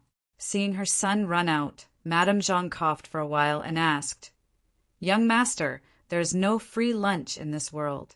Do you really want to give us so much money for no reason?" Zhang Xiaohua sighed and said, "I know that you won't believe me no matter what I say. Even if it's me, if someone suddenly gives me so much money for no reason, I will also hesitate. Perhaps only a few years ago, when I still haven't walked out of the farmland, I will foolishly believe in such a good thing. Young master, why don't you tell me? Maybe I will believe you?" After thinking for a while, Zhang Xiaohua said, "Actually, it's very simple. I'm not the young master of a rich family like you think. I'm the same as you. Oh, I'm a bit worse than you. You live in the city. My home is in the countryside. As for me, I haven't seen my mother for several years.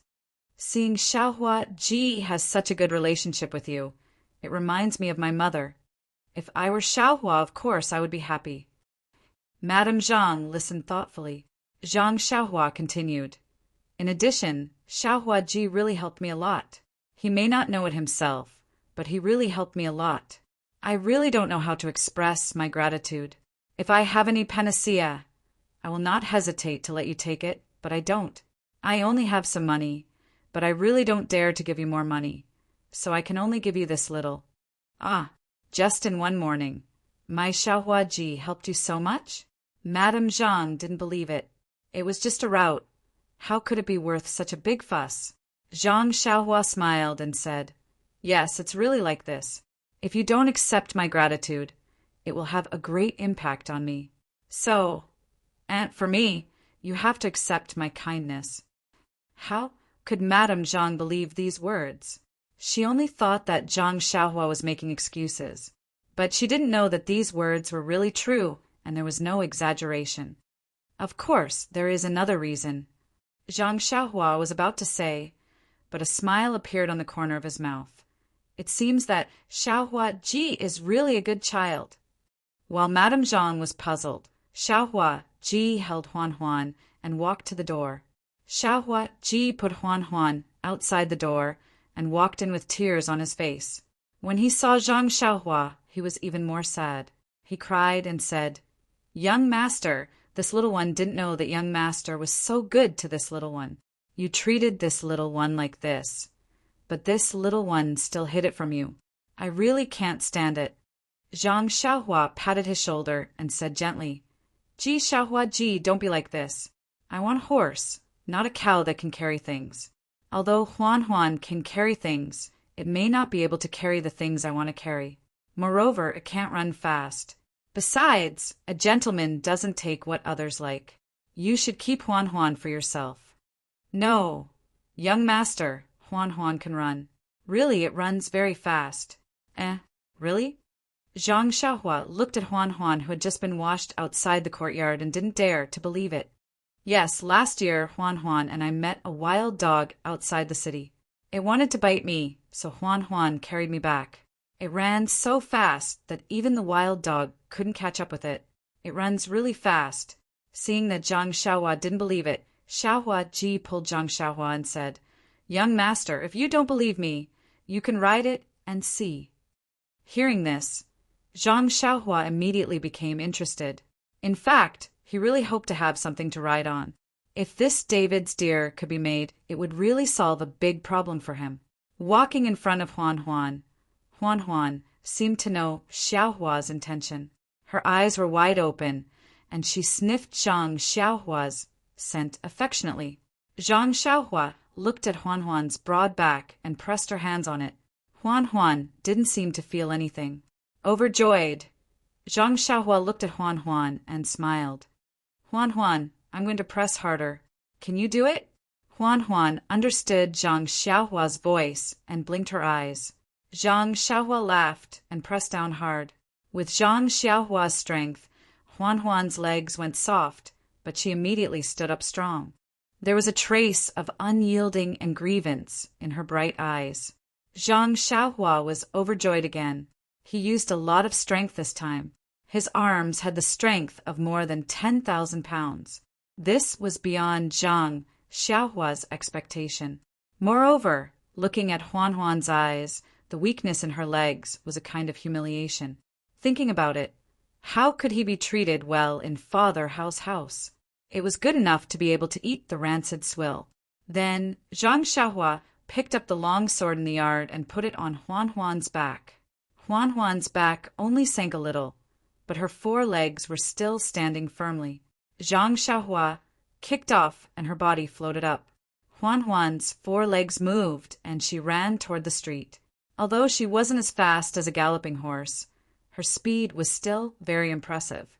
"I've really picked up a treasure," Zhang Xiaohua muttered in her heart as she rode Huan Huan back. At the door of the small yard, Xiaohua Ji, with tears on her face, and Zhang Xiaohua, with a happy expression, were waiting for Zhang Xiaohua's return. Zhang Xiaohua jumped down from Huan Huan's back and walked into the yard. He smiled and said, "Xiaohua Ji, it seems that you and I are really fated. You, as an oddball, can be of great help to me."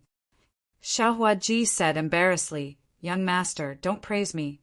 In fact, when you went to buy the horse, I thought of Huan Huan, but I didn't dare to believe you and couldn't bear to part with her. In the end, this little one still had selfish motives. However, young master still treats this little one so well. This little one is really sorry." Zhang Xiaohua waved his hand and said, "Don't have the heart to harm others, but don't have the heart to guard against others. This saying is right. How can I blame you? However, now that you've given me Huan Huan, you've given me another problem." Xiaohua Ji asked curiously, "Why is that?" Zhang Xiaohua said, "Originally, I could repay your help by giving you some money. If you give me Huan Huan, won't I owe you a lot? But if I give you more money, won't I be causing trouble for you?" Xiaohua Ji was very puzzled and said, "Young master, I don't understand. It's naturally good to have more money. How can it cause trouble? Young master, I didn't mean to ask you for money. You've already given us so much. Just take Huan Huan as a gift from me." Zhang Xiaohua Ji thought for a moment and took out 2 banknotes from his arms. He handed them to Ji Xiaohua and said, "I don't deserve a reward without any effort. I'll use these banknotes to exchange for your Huan Huan." How could Ji Xiaohua Ji accept them? He repeatedly refused. Even Madame Zhang coughed and tried her best to stop him. Seeing this, Zhang Xiaohua Ji was moved. He took out a banknote and said, "Since it's like this, I won't give it to you. I'll trouble you to go to the ox and horse market with this banknote and help Father Hao buy a cow or a mule. Didn't you say that Father Hao needs Huan Huan to live? If I take Huan Huan away, how will Father Hao live?" This, Xiaohua Ji was a little hesitant. At that time, he only felt guilty and didn't think too much. Now that Zhang Xiaohua Ji mentioned it, it was really a problem. However, he looked at the big sack on the ground and said, "Young master, didn't you already give so much money? It's enough to buy animals." Zhang Xiaohua Ji shook his head and said, "That's for you. If you use these copper coins to buy a mule, you won't be able to carry it. You can find a place to put the copper coins and use them for daily use. I pawned these banknotes." You can directly buy a mule and say that you exchanged it with Huan Huan. I think there won't be any problems. Xiaohua Ji still looked at his mother, who was coughing nonstop. Madame Zhang sighed and said, "Young master gave too much." Zhang Xiaohua Ji said with a smile, "If you don't accept the banknotes, I don't want Huan Huan." Seeing his mother's tacit agreement, Xiaohua Ji still raised his hand to take it. Then Zhang Xiaohua Ji said, "Auntie, is there a spare room in the house?" Madame Zhang was stunned. She pointed to a shabby shed next to them and said, "Young master, is that okay? It's a stove used for cooking." Zhang Xiaohua Ji said with a smile, "Okay, wait a moment." After saying that, Zhang Xiaohua quickly walked into the courtyard, leaving Ji Xiaohua and his wife standing in the middle of the courtyard with a puzzled look on their faces. -3. Chapter 326. After a while, Zhang Xiaohua came out from inside. Her face was slightly pale. She held a small piece of white jade in her hand and handed it to Ji Xiaohua. She said, "Ji Xiaohua, this is your reward for giving me Huan Huan. Oh, don't refuse first. You must accept this. Just now, I told your mother that I don't have any panacea that can cure your mother's illness. But I suddenly remembered that I have an old piece of jade that can cure illness." Then she said to Madame Zhang, "This jade is not valuable, but it is very good for the human body. If you can wear it every day and with the doctor's treatment, it will be better day by day." Hearing this, Ji Xiaohua's eyes could no longer leave the jade in Zhang Xiaohua's hand. Being able to cure his mother's illness was his biggest wish. Since the young master in front of her could take out this thing, there must be a reason. He wouldn't deceive her for no reason. As for Madame Zhang, she looked at the jade and then looked at her son.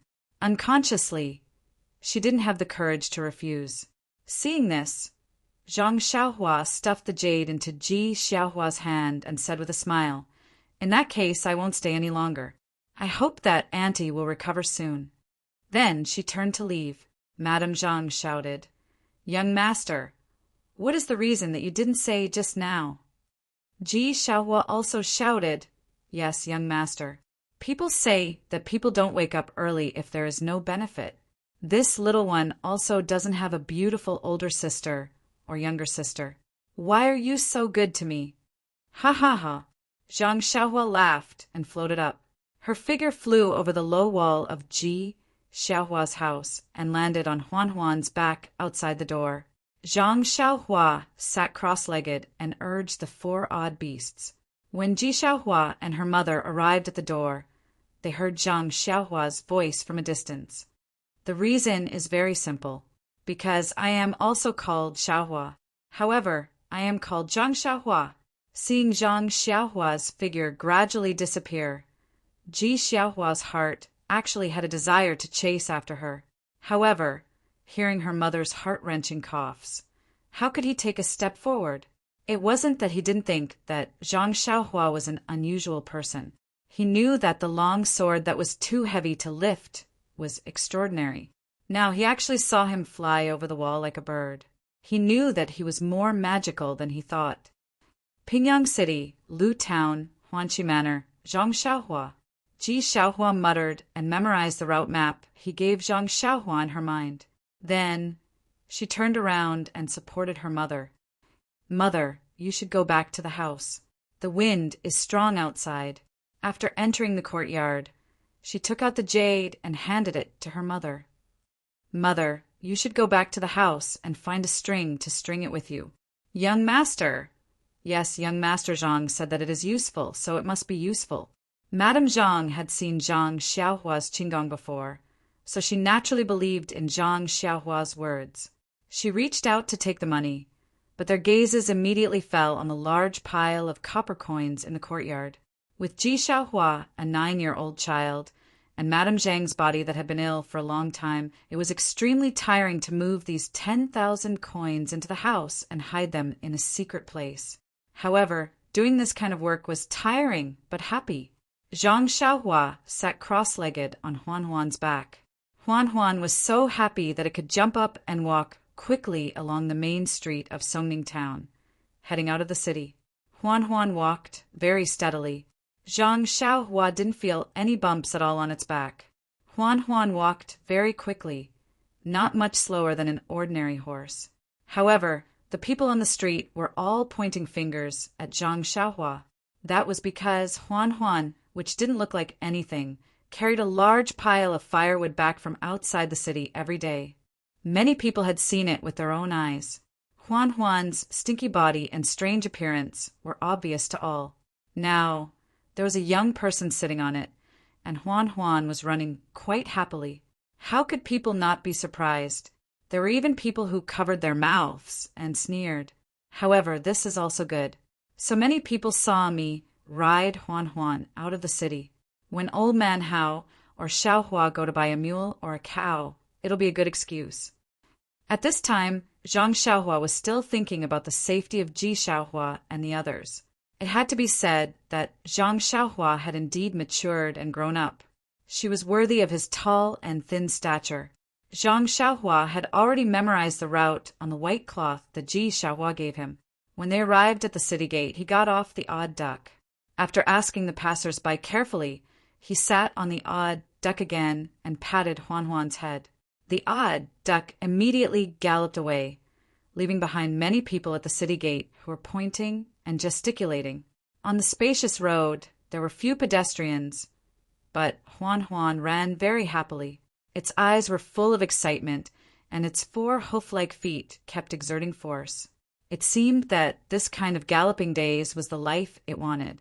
However, after a long while, Huan's speed didn't slow down, but there were some slight beads of sweat on its neck.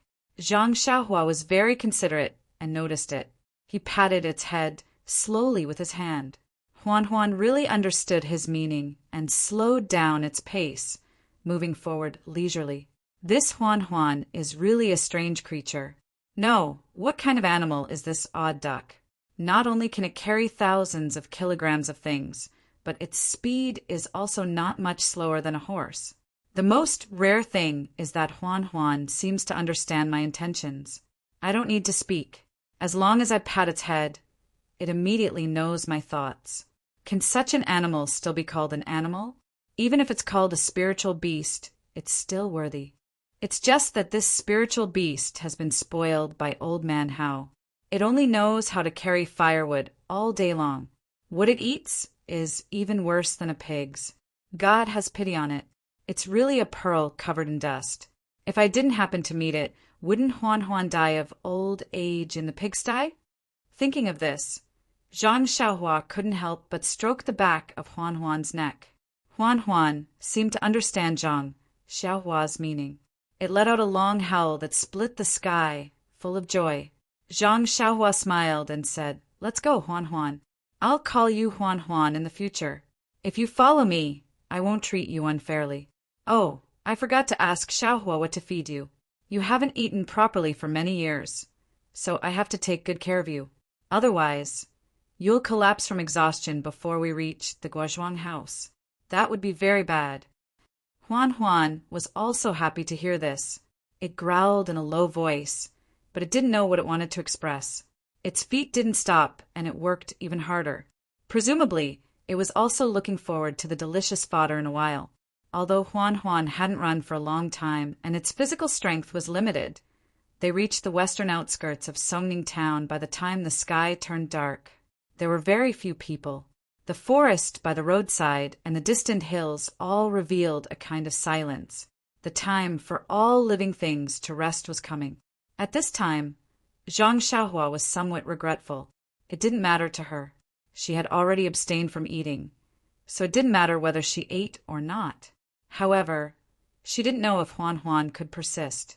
She wanted to be free and unrestrained, so she just patted her butt and left, leaving behind the admiring stars of others. But now she was in the middle of nowhere, so it wouldn't be too late to stay in town and leave tomorrow morning. However, at the thought of her mother who was far away, Zhang Xiaohua's heart was burning. How could she be willing to stay in this unfamiliar place for a moment longer? Just as she was thinking, she heard the crisp sound of a bell from the turning mountain on the quiet main road. Then there was the noisy sound of horse hooves and a few people talking loudly. Old Man Su, don't tell me you've made a mistake. We've been waiting at the intersection for a whole day. If that kid didn't leave earlier than us or stayed in town, it's also possible that he didn't fall for your trick and left by the side road. A voice that Zhang Xiaohua was familiar with sounded, "That's impossible. That kid walked when he was young. If he went to Pingyang City, he would definitely buy a horse. I came straight to you after coming out of the tea shed. I've been waiting here since early morning. How could I let him leave in advance? It's also impossible to leave by the side road. When I passed by the pub, I asked the bystanders, and they said that this is the way to Pingyang City. It's almost the same as what I said. However, the road that I gave him in the end was to head north, and the correct route was to head south. But this fork in the road is still the same. From what Old Man Su said, he must still be resting in one of the inns in town. Xiao Jing, when we reach the town, go and find out where this young master is hiding. We'll go and get him out tonight. First, we'll take the banknotes from him. Then we'll chop him clean and throw him into the sea." "Oh yes. Old Man Su, are your eyes playing tricks on you? Is this really a rich young master?" "Of course. Don't you trust my judgment? Just based on the retro robe that he's wearing, it's estimated that it's worth dozens of silver taels." Those few people spoke very loudly and didn't have any intention to care about others. The few horses turned and rushed towards Zhang Xiaohua. Those few people were also stunned when they saw Zhang Xiaohua. They didn't expect that there would still be people walking on this road at this time. Unknowingly, they stopped talking, and only the clack, clack, clack of the horses' hooves could be heard. From their words, Zhang Xiaohua already knew their intentions. She even used her divine perception to clearly see that it was Old Man Su from the tea stall. But it was dusk at this time. With the alternating light and dark, ordinary people wouldn't be able to see clearly. Moreover, Zhang Xiaohua had already changed her clothes. That Old Man Su was still thinking about Zhang Xiaohua's retro black robe and naturally didn't recognize him immediately. It was just that when they neared, someone couldn't help but ask in surprise, Isn't this Old Man Hao's broken donkey from the south of the city? Why is it being ridden out by this person? Can this donkey be ridden? It's usually used to carry firewood." At this time, Old Man Su also saw Zhang Xiaohua's mocking expression. He was stunned and thought in his heart, "Why does this young man look so familiar?" Immediately he laughed and said, "Ha ha ha, there's a road to heaven, but you can't. There's no door to hell, but you still bump into it. Brothers, this is the rich young man I was talking about." The leader of the villainous men also laughed and said, "No wonder, so he changed his clothes. He must have known that Old Man Su was lying." While they were talking, the other two had also surrounded Zhang Xiaohua from the side. Zhang Xiaohua was completely surrounded in the middle. Qijian Chinese website welcomes all readers to read. The latest, fastest, and hottest serial works are all at Qijian Originals. -3. Chapter 327. Looking at the four people surrounding her, Zhang Xiaohua didn't seem to panic. She was still sitting cross-legged on the back of the David's deer. The four people looked at each other and pulled out their padao from their waist.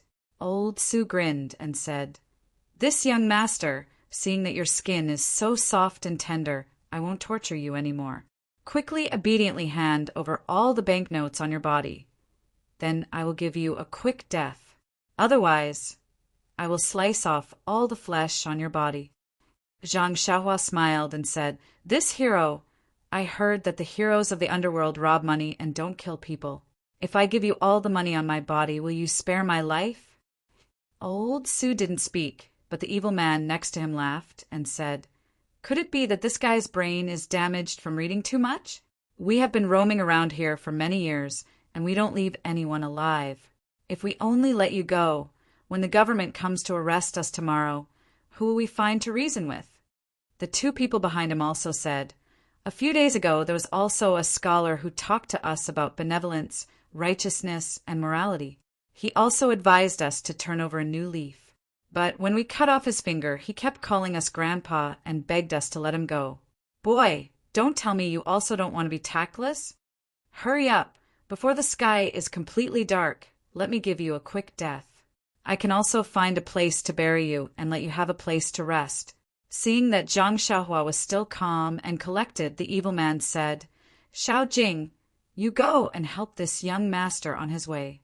We are in a hurry. Most likely, the banknotes are on his body. We will find them in a while." The people behind Zhang Xiaohua raised their padao and chopped over without hesitation. Seeing this, Zhang Xiaohua didn't move. He only took out an item from his bosom. It was hard to see clearly in the darkness. Moreover, the item disappeared as soon as it was taken out. Then Xiao Jing, who had raised his saber to hack at Zhang Xiaohua, fell to the ground with a putong sound. The padao also fell to the ground with a clang sound. The evil man and old Su were on the other side, so they couldn't see clearly. However, the person next to Xiao Jing clearly saw a black light fly from Zhang Xiaohua's side and hit Xiao Jing's throat. Xiao Jing immediately fell off his horse, and the black light shot towards him like lightning. The evil man was shocked and said, "What kind of sorcery is this?" Before he finished speaking, the black light was already in front of his eyes. He didn't have time to dodge and immediately fell to the ground. Seeing the two people opposite them fall from their horses, how could the evil man and old Su not know that they met a tough opponent? They immediately turned their horses around and didn't care about each other. They patted their horses and left. Zhang Xiaohua laughed at the back and said, "Since you came, why leave?" She pointed her finger. The black light changed direction and stabbed at the evil man's throat. It was the small sword in his hand. Using an immortal's flying sword to kill a bandit was really using a sledgehammer to crack a nut. The evil man didn't resist at all and immediately fell from his horse. But this delay allowed old Su to run far away. The David's deer couldn't hear Zhang Xiaohua's signal. It had already swung its hooves and directly chased after them. Unexpectedly, it wasn't the slightest bit slower than the fierce horse. Zhang Xiaohua laughed and said, "You are really anxious, dealing with this kind of person. Are you afraid that he will run away? It's just that, since it's convenient, you can run away." Hearing this, Huan ran even faster. Not long after, it had already caught up. Zhang Xiaohua sat steadily on the back of the David's deer and said slowly, "Old Su, you have killed so many people. Don't tell me you are not afraid of retribution? How could old Su dare to slow down his horse?" While running, he begged for mercy. "Young master, I have eyes but failed to recognize Mount Tai. Today, please spare my life. I will immediately put down my butcher's knife and become a Buddha. Tomorrow, I will accumulate virtue and do good deeds. I will be a good person. What do you think?" Zhang Xiaohua said, "When you killed people, did you think about today? When you wanted to kill me just now, did you think about today? Heaven is watching. It's not that you won't get retribution. It's just that the time has not come. When the time comes, you will definitely get retribution." After saying this, Zhang Xiaohua patted the head of the David's deer again. Huan ran even faster. It had already passed old Su and went forward. Old Su was overjoyed. He immediately pulled the reins of the horse and slowly moved away from Zhang Xiaohua. He cupped his fists and said, "Many thanks to the hero for letting me go. I will go back. Tomorrow I will open the barn to provide food to the poor." In his heart he thought, "This person is really strange. Do you think this is a horse race? Once I stop, you will overtake me." Who knew that Zhang Xiaohua's leisurely words came from the front? "You bastard! When did I say I will let you go? If I let you go, what will the scholar who was tortured to death by you 2 days ago think? What will the people who were killed by you all think? I have already said that it's not that you won't get retribution. It's just that the time has not come. Today is the day you will be beheaded." When old Su heard this, he did not care about anything else. He turned his horse around and ran back. Seeing that he was about to reach the foot of the mountain, he was overjoyed. Suddenly, he saw a black light rushing towards his throat. Before he could react, he felt a chill in his throat. His vision turned black, and he immediately lost consciousness. Just like the 3 people before him, he fell into the dust. However, he was even more miserable. When his body fell, his feet were still in the stirrups. The horse was still running until it reached the city gate. Who knew how many sins old Su had committed? How could he still have a human form? At that time, Zhang Xiaohuan naturally did not know about this. He just sat on the back of the David's deer and muttered in a low voice, "This group of people is really hateful. They don't have any manners. I just said a few words, and they want to fight. This young master still wants to make them take out the banknotes in their arms first." And Zhang Xiaohua, this guy, actually became addicted to being a young master. He even changed the way he addressed himself as this young master. The corpses of the 4 people were all discovered the next day. Seeing that the 4 people were killed with a single sword strike, the officials knew that it was a vendetta in the Jianghu. After a little investigation, they discovered that these 4 ordinary people who usually did not show themselves in Songning town were actually the murderers of many murders. This set off a huge wave in Songning town and strengthened the government's determination to clean up. In one fell swoop, several underground forces in Songning town were swept clean. This was not to say that this was not Zhang Xiaohua's good karma. And Ji Xiaohua, who knew the truth of this matter, worshipped this young man who had the same name as him as a god. Zhang Xiaohua walked along the road. They had just left Songning town, and there was no inn by the side of the road. After a long journey, Zhang Xiaohua felt that Huan Huan was tired and wanted to rest. He knew that he would definitely fall asleep at midnight, and Huan Huan had just gotten rid of the life that did not belong to it. Its body was far from being adjusted. If he forced himself to continue on the road, he would definitely kill the goose that lays the golden eggs.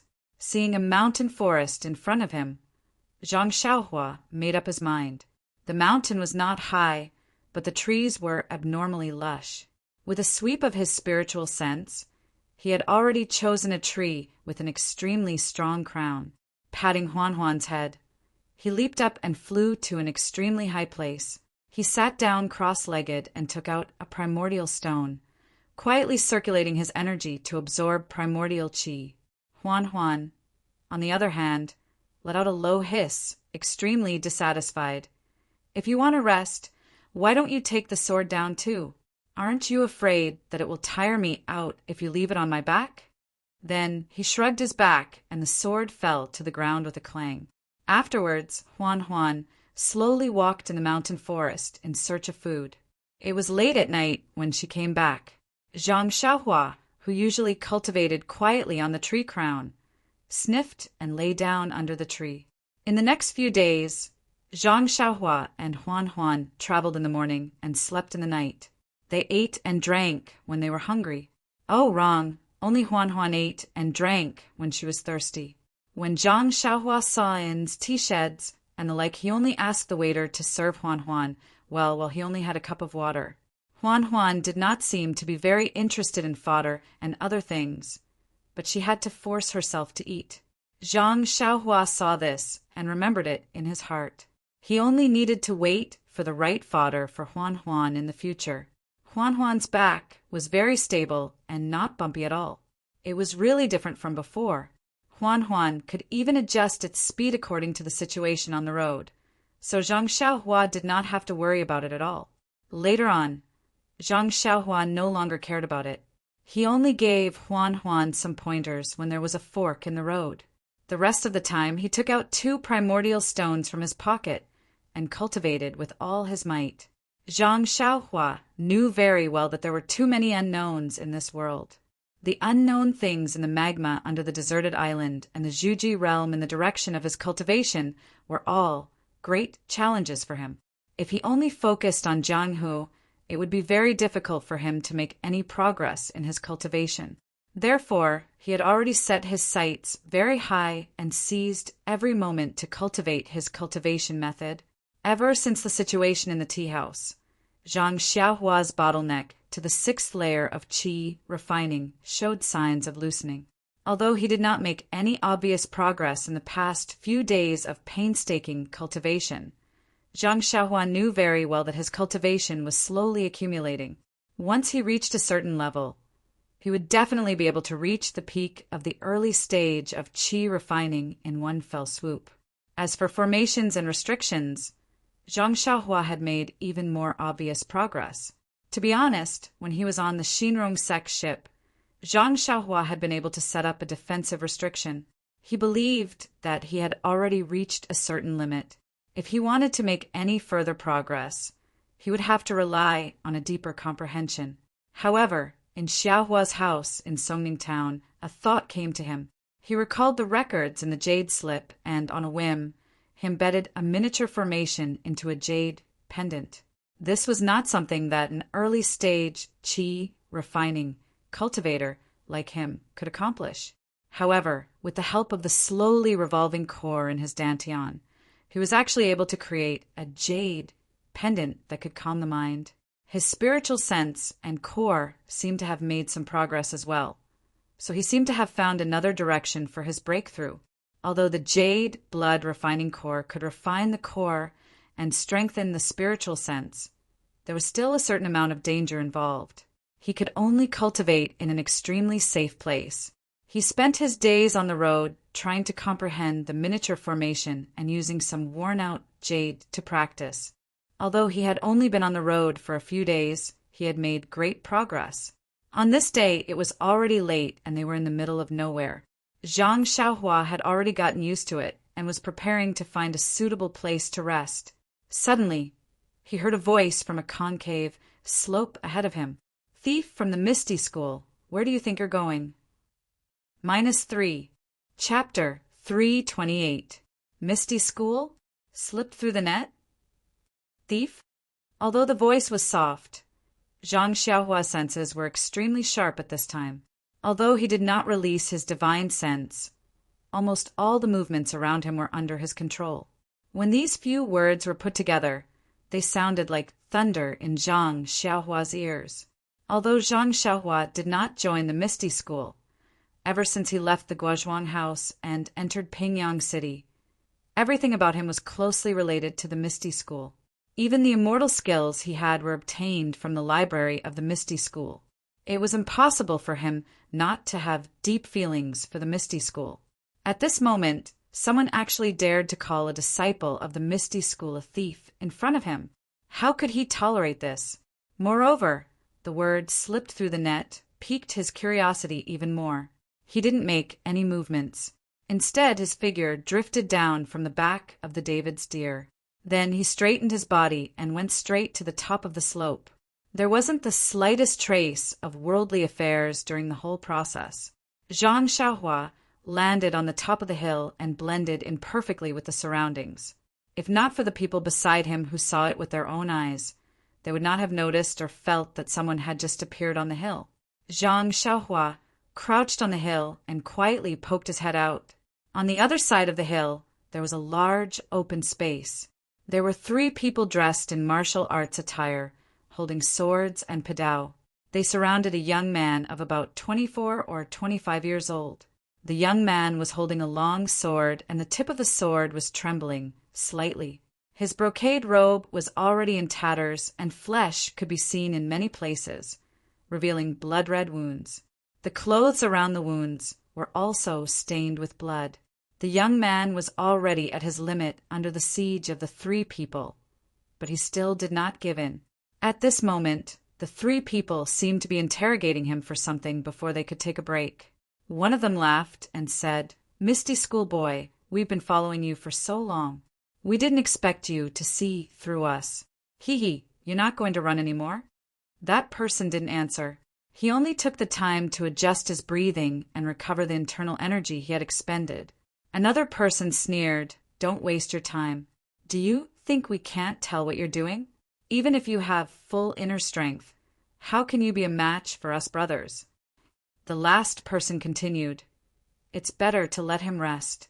In a while he can use ethereal steps to escape from our hands and back to their nest." That's perfect. We're following behind him. Isn't it because we want to know where his lair is? Hearing their words, Zhang Xiaohua's frown deepened. What's going on? At this time, the young man from the Misty School seemed to have seen the situation clearly. He stopped adjusting his breath and lowered the tip of his sword.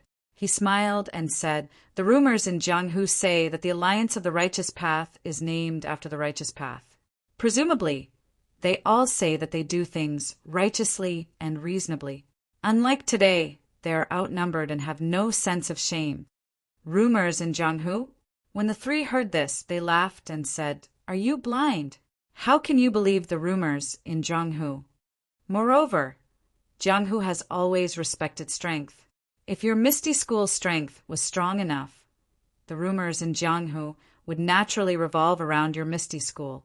How can you let others have something on you and let us destroy your entire school?" Buzz!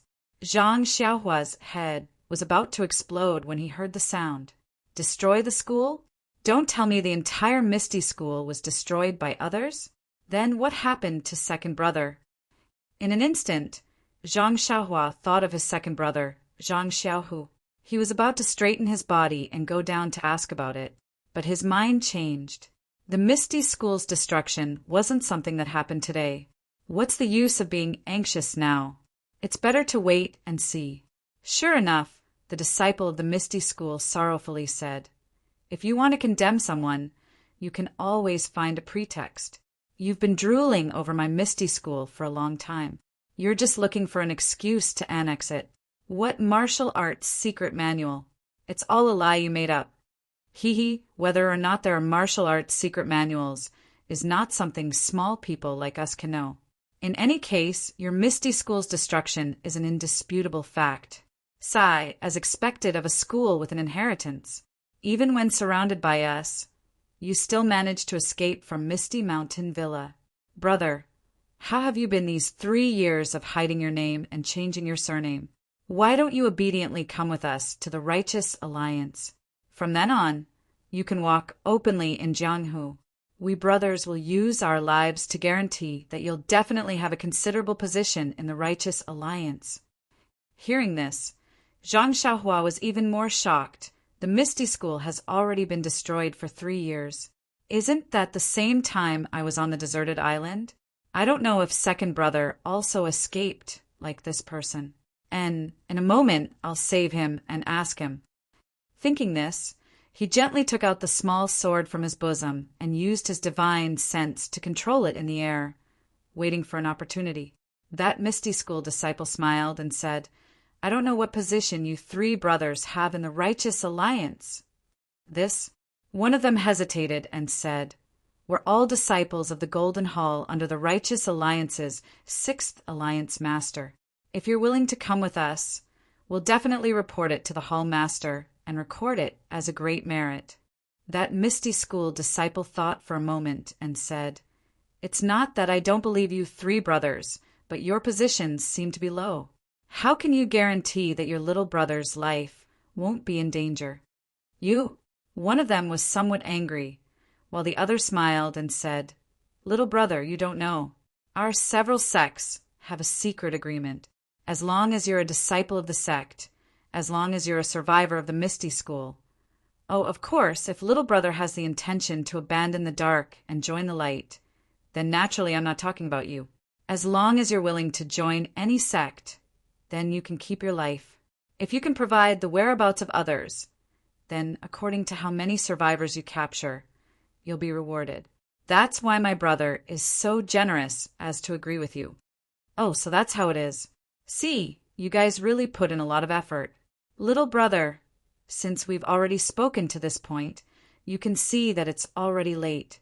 Why don't you put down your sword and let us seal your acupoints and return to the hall with us? That way you'll be able to make a great merit for our sect." "Ai, fine. Since I've already fallen to this point, a fine bird chooses a tree to nest in. I have no choice but to make a decision." Finished speaking, that person turned the sword hilt and handed it over. That person in front of him smiled and said, "Little brother is really smart. If you've already done this, then why did you let us chase you for so many days?" Finished speaking, he stretched out his hand to take the sword hilt. Seeing this scene, Zhang Xiaohua was a bit surprised. This Misty School disciple was able to escape for so many days. He must be a person with a strong will. How could he give up so easily?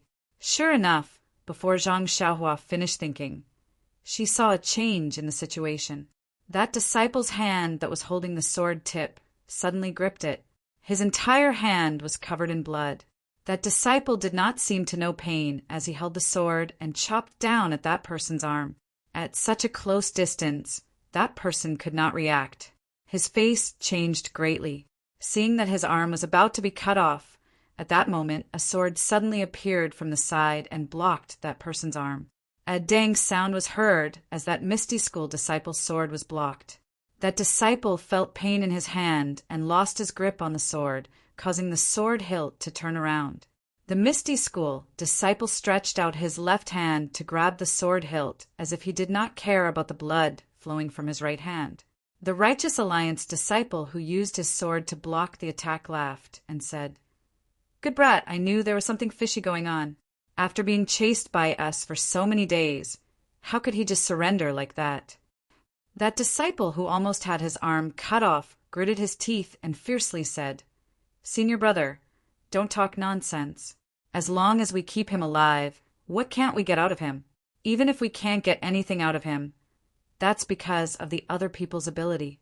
As long as we take him down, it will be a great merit." The other two also laughed and said, "Junior brother is right." That Misty School disciple saw that there was no turning back and did not reply. Holding the sword in his left hand, he thrust it forward.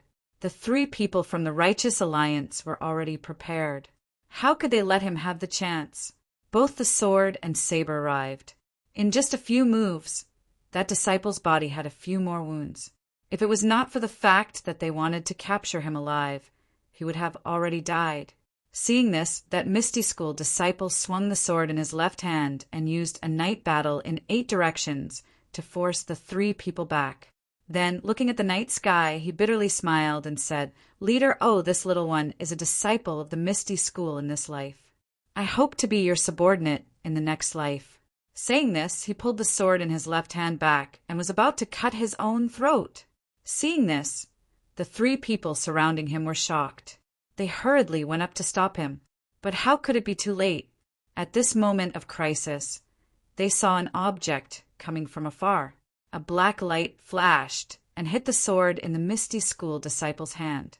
But with a kacha sound, that sword was actually broken into 2. Then that object did not slow down and stabbed into the ground. In the darkness, it seemed like a dagger. Who? The 3 people from the Righteous Alliance were shocked and turned around to look.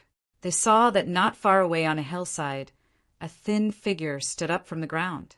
Then he actually used Qing Gong to fly on grass. Like a gust of wind, he floated down, and in an instant, he was in front of everyone. At this time, everyone saw clearly that this was a slightly tall youth around 15 or 16 years old. That person entered the field and did not pay attention to the 3 people from the Righteous Alliance. Instead, he stared at the Misty School disciple and asked, "What did you say? What happened to the Misty School?" The ethereal sect disciple's sword was first broken by the flying dagger, and the web between his thumb and index finger on his left hand was cracked. Then he was shocked by the young man's superb lightness skill. Most importantly, the young man was so young. Seeing him staring at him and asking questions, he did not know what to say. At this time, the 3 people surrounding the Misty School disciple moved slightly and expanded their encirclement. They quietly surrounded the youth. Then one of them clasped his fist and asked, "May I know which sect this Xiaoxia is from?" "I am a disciple of the Righteous Alliance's Jinyu Hall. I am here to handle some matters." Xiaoxia. Qijian website welcomes all readers to read. The latest, fastest, and most popular series of works are all at Qijian Originals. -3. Chapter 329. Shut up. Without waiting for that person to finish speaking, the young man shouted. That person was startled. But before he could finish his sentence, the 3 of them looked at each other and clenched their weapons tightly, secretly on guard. Zhang Xiaohua saw that he had frightened the Misty School's disciple, so he cupped his hands and bowed. "Senior brother, I used to work at Huan Shi Mountain Villa, and my name is Zhang Xiaohua. Yes, I used to work with He Tian Shu from the pharmacy hall, planting medicinal herbs. When I heard senior brother's words, I was very puzzled, so I came out. Senior brother, please explain in detail. He Tian Shu from the pharmacy hall? The disciple frowned. There were thousands of people in the Misty School. How could he know each and every one of them? But soon after, he pondered for a moment and said mockingly, Yes, I don't know people like He Tian Shu. There are so many people in the Misty School, you can just make up a name, and there might not be no one in the sect. Righteous methods are useless against me. After saying that, his eyes looked at the small sword stuck in the ground. Zhang Xiaohua was stunned, but immediately understood. He smiled without saying anything and slowly walked forward. The disciple was surprised and stepped back. What are you doing? Zhang Xiaohua ignored him and walked straight to the small sword, bending down to pull it out. In fact, if he directly moved the sword, how could it be so laborious? He just didn't want more people to know that he cultivated the way of immortality, which would attract unnecessary trouble. Seeing Zhang Xiaohua pick up the small sword, the three people from the Righteous Alliance couldn't hold back. They had just used psychological tactics against the Misty School's disciple. But not only did they not win easily, there was also a tiger blocking their way. If they hesitated, there might be unexpected changes. In the current situation, 2 against 3, they still had the confidence to win. But after a while, that might not be the case.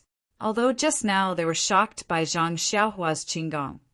But when they heard that this young man was only a herb grower in the Huanshu Manor and was only the subordinate of a Misty School's pharmacy hall's disciple, they couldn't help but look down on him.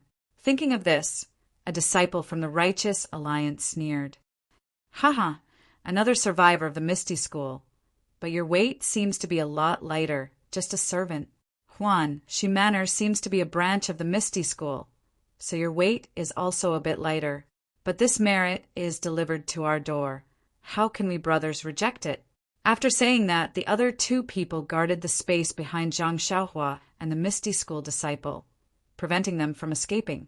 The other person held a long sword and stabbed towards Zhang Xiaohua's face. Zhang Xiaohua's long sword was placed on the back of the David's deer and did not bring it along. Seeing the opponent's long sword stabbing towards her, her body swayed, using the ethereal steps to dodge the sword. At the same time, she passed the small sword to her left hand and pushed forward with her right hand, using the fist of the Big Dipper.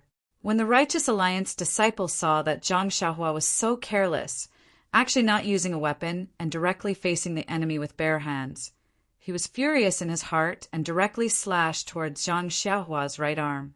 Zhang Xiaohua did not panic, still using the ethereal steps to fight with him. After a few rounds, the long sword actually stained the corner of Zhang Xiaohua's clothes. Not to mention the Righteous Alliance disciple who was facing the enemy. The other 3 people were half happy and half worried. The 2 Righteous Alliance disciples were worried that the martial arts of this young man who appeared out of nowhere was actually so high. How was he a servant? He was even more powerful than the Misty School disciple just now. They were afraid that this mission would be ruined. And the Misty School disciple was happy that this young man who called himself Zhang Xiaohua was using the Misty School's ethereal steps. He had deliberately used it, wasn't it, to tell him his identity? Seeing that he could keep his life, how could he not be happy? But thinking about it carefully, this youth claimed to be a servant of Huanshu Manor. How could he have learned the ethereal steps? This was the sect's divine skill. Even he had only seen it recently. Looking at this youth's skill, he had been in Misty School for more than 10 years. How could he not have heard of it? Could this be a trap set by the Righteous Alliance? Not to mention that after the Misty School's disciple thought about it, the situation on the field did not change. Zhang Xiaohua only used the Big Dipper fist and ethereal steps to tangle with the Righteous Alliance's disciple. In the past, when Zhang Xiaohua was not proficient in martial arts, she used these 2 martial arts to defeat the young experts of the Dalan Temple in the martial arts exhibition. In these few years, how could Zhang Xiaohua's martial arts progress be imagined by an ordinary person? Not to mention the ethereal steps and Big Dipper divine fist. even the ordinary Arhut fist and 6 directions fist would have a miraculous effect when used against the enemy under the effects of divine sense. This righteous Tao Alliance disciple was far from being a match for them. Seeing that his attack had no effect, the Righteous Alliance's disciple was somewhat anxious. With a loud shout, his long sword pierced towards Zhang Xiaohua's chest. Zhang Xiaohua dodged to the side again, and the disciple's left arm also lifted up at the same time. With a sound, an arrow was shot straight towards Zhang Xiaohua's body that was still in the air. The Misty School's disciple, who was watching by the side, also exclaimed in a low voice. This kind of concealed weapon that was shot in the air was the hardest to guard against. Presumably, the number of martial arts experts that were injured by this move was not small. But the next thing that happened made the 4 people present dumbstruck. They saw that Zhang Xiaohua did not make any other movements. She only stretched her right hand forward, like she was picking up a flower.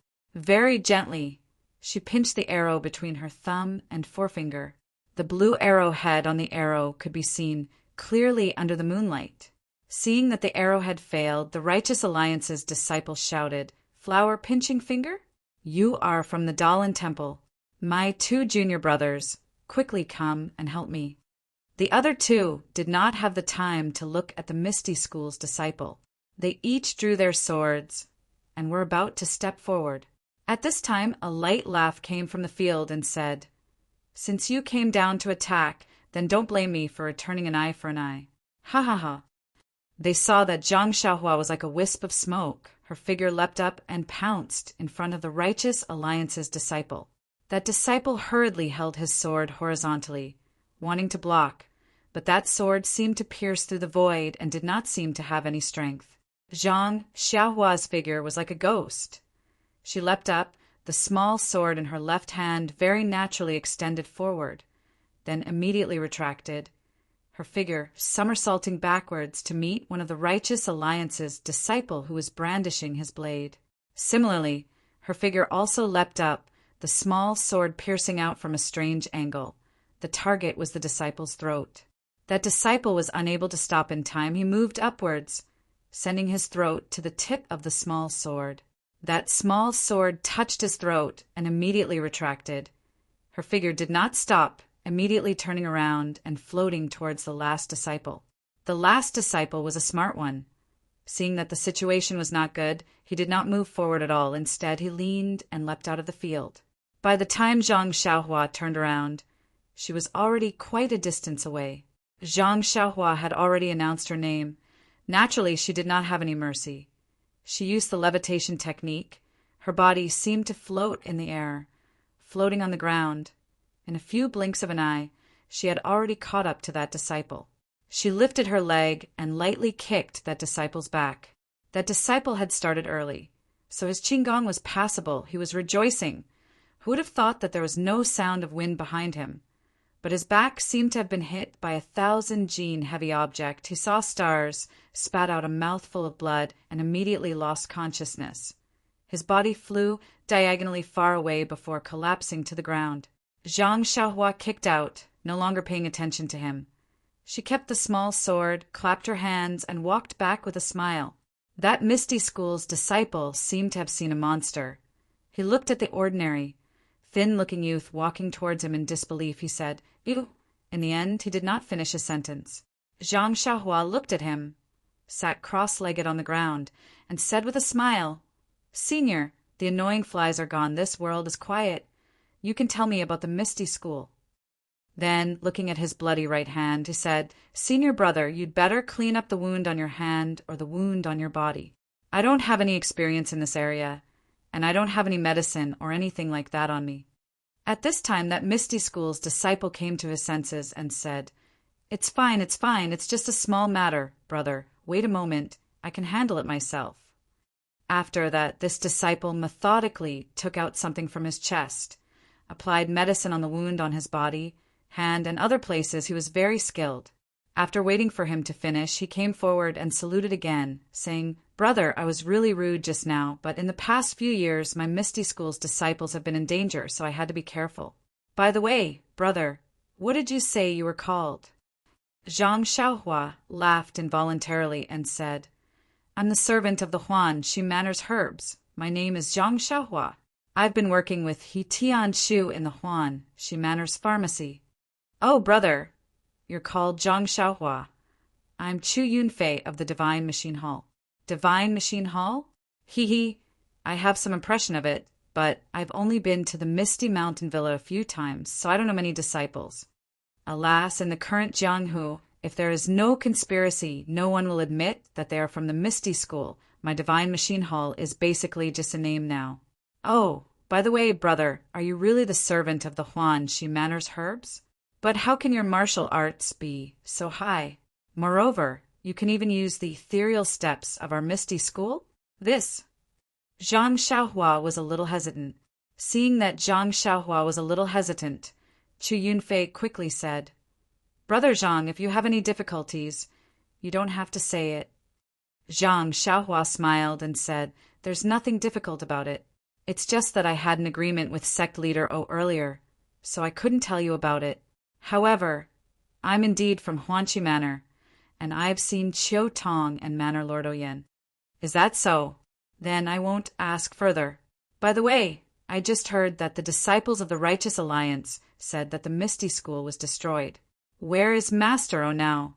How is the Huan She Manor now? What's going on? I only heard a few words just now, and I'm confused. Senior brother, please clear my doubts.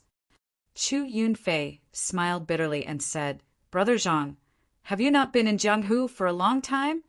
Zhang Xiaohua nodded and said, Yes, I've been trapped in a place. After leaving the Huanxi Manor, I haven't been in Jianghu for 4 or 5 years. Alas, I see. Brother Zhang, the Misty School was destroyed 3 years ago. Master O. -3. Chapter 330. Ah, really? But I don't know what happened. No matter what, the Misty School is still a big sect in Jianghu. How can it be destroyed just like that? Moreover, all the thousands of disciples in the Misty School died for the sect? Chu Yunfei bitterly smiled and said, In this world, there is no sect that can stand forever. My Misty School has been declining for a long time. To be able to stand for 10,000 years in this unpredictable Jianghu is already a miracle. I heard that a long time ago there was an extremely powerful Shindao sect. It seemed to be 100 times stronger than my Misty School, but wasn't it also destroyed before us? However, less than half of the elite disciples of the sect managed to escape.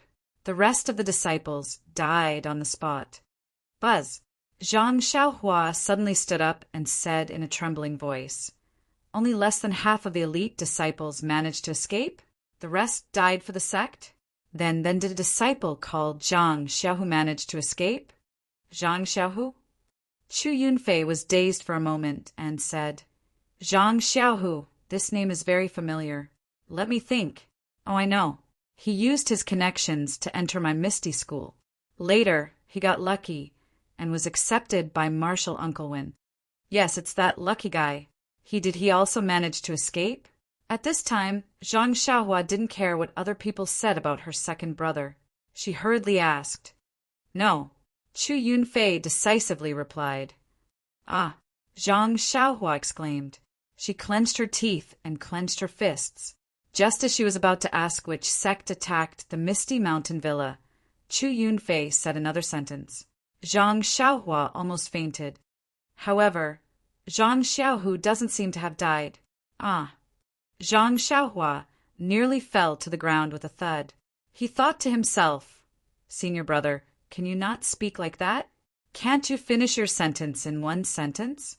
Zhang Xiaohua stepped forward and asked, Then where is Zhang Xiaohu now?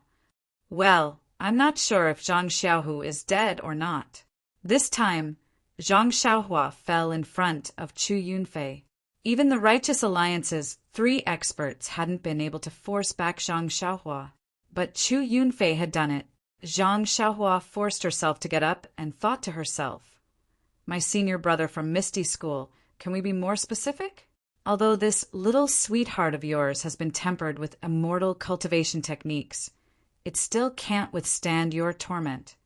Seeing Zhang Xiaohua lose her composure, Chu Yunfei felt embarrassed and said, "Little brother, are you too tired? Those 3 Righteous Alliance's disciples are not ordinary experts. They have been chasing me for several days. If you are tired, you should take a rest first." Zhang Xiaohua waved his hand and said, "Senior brother Chu, it's better if you don't. If you have the time, please tell me about the Misty Sect. I will be very grateful." So it's like this. Actually, what happened at Misty School that day is known by everyone in Jianghu. You can find anyone to inquire about it.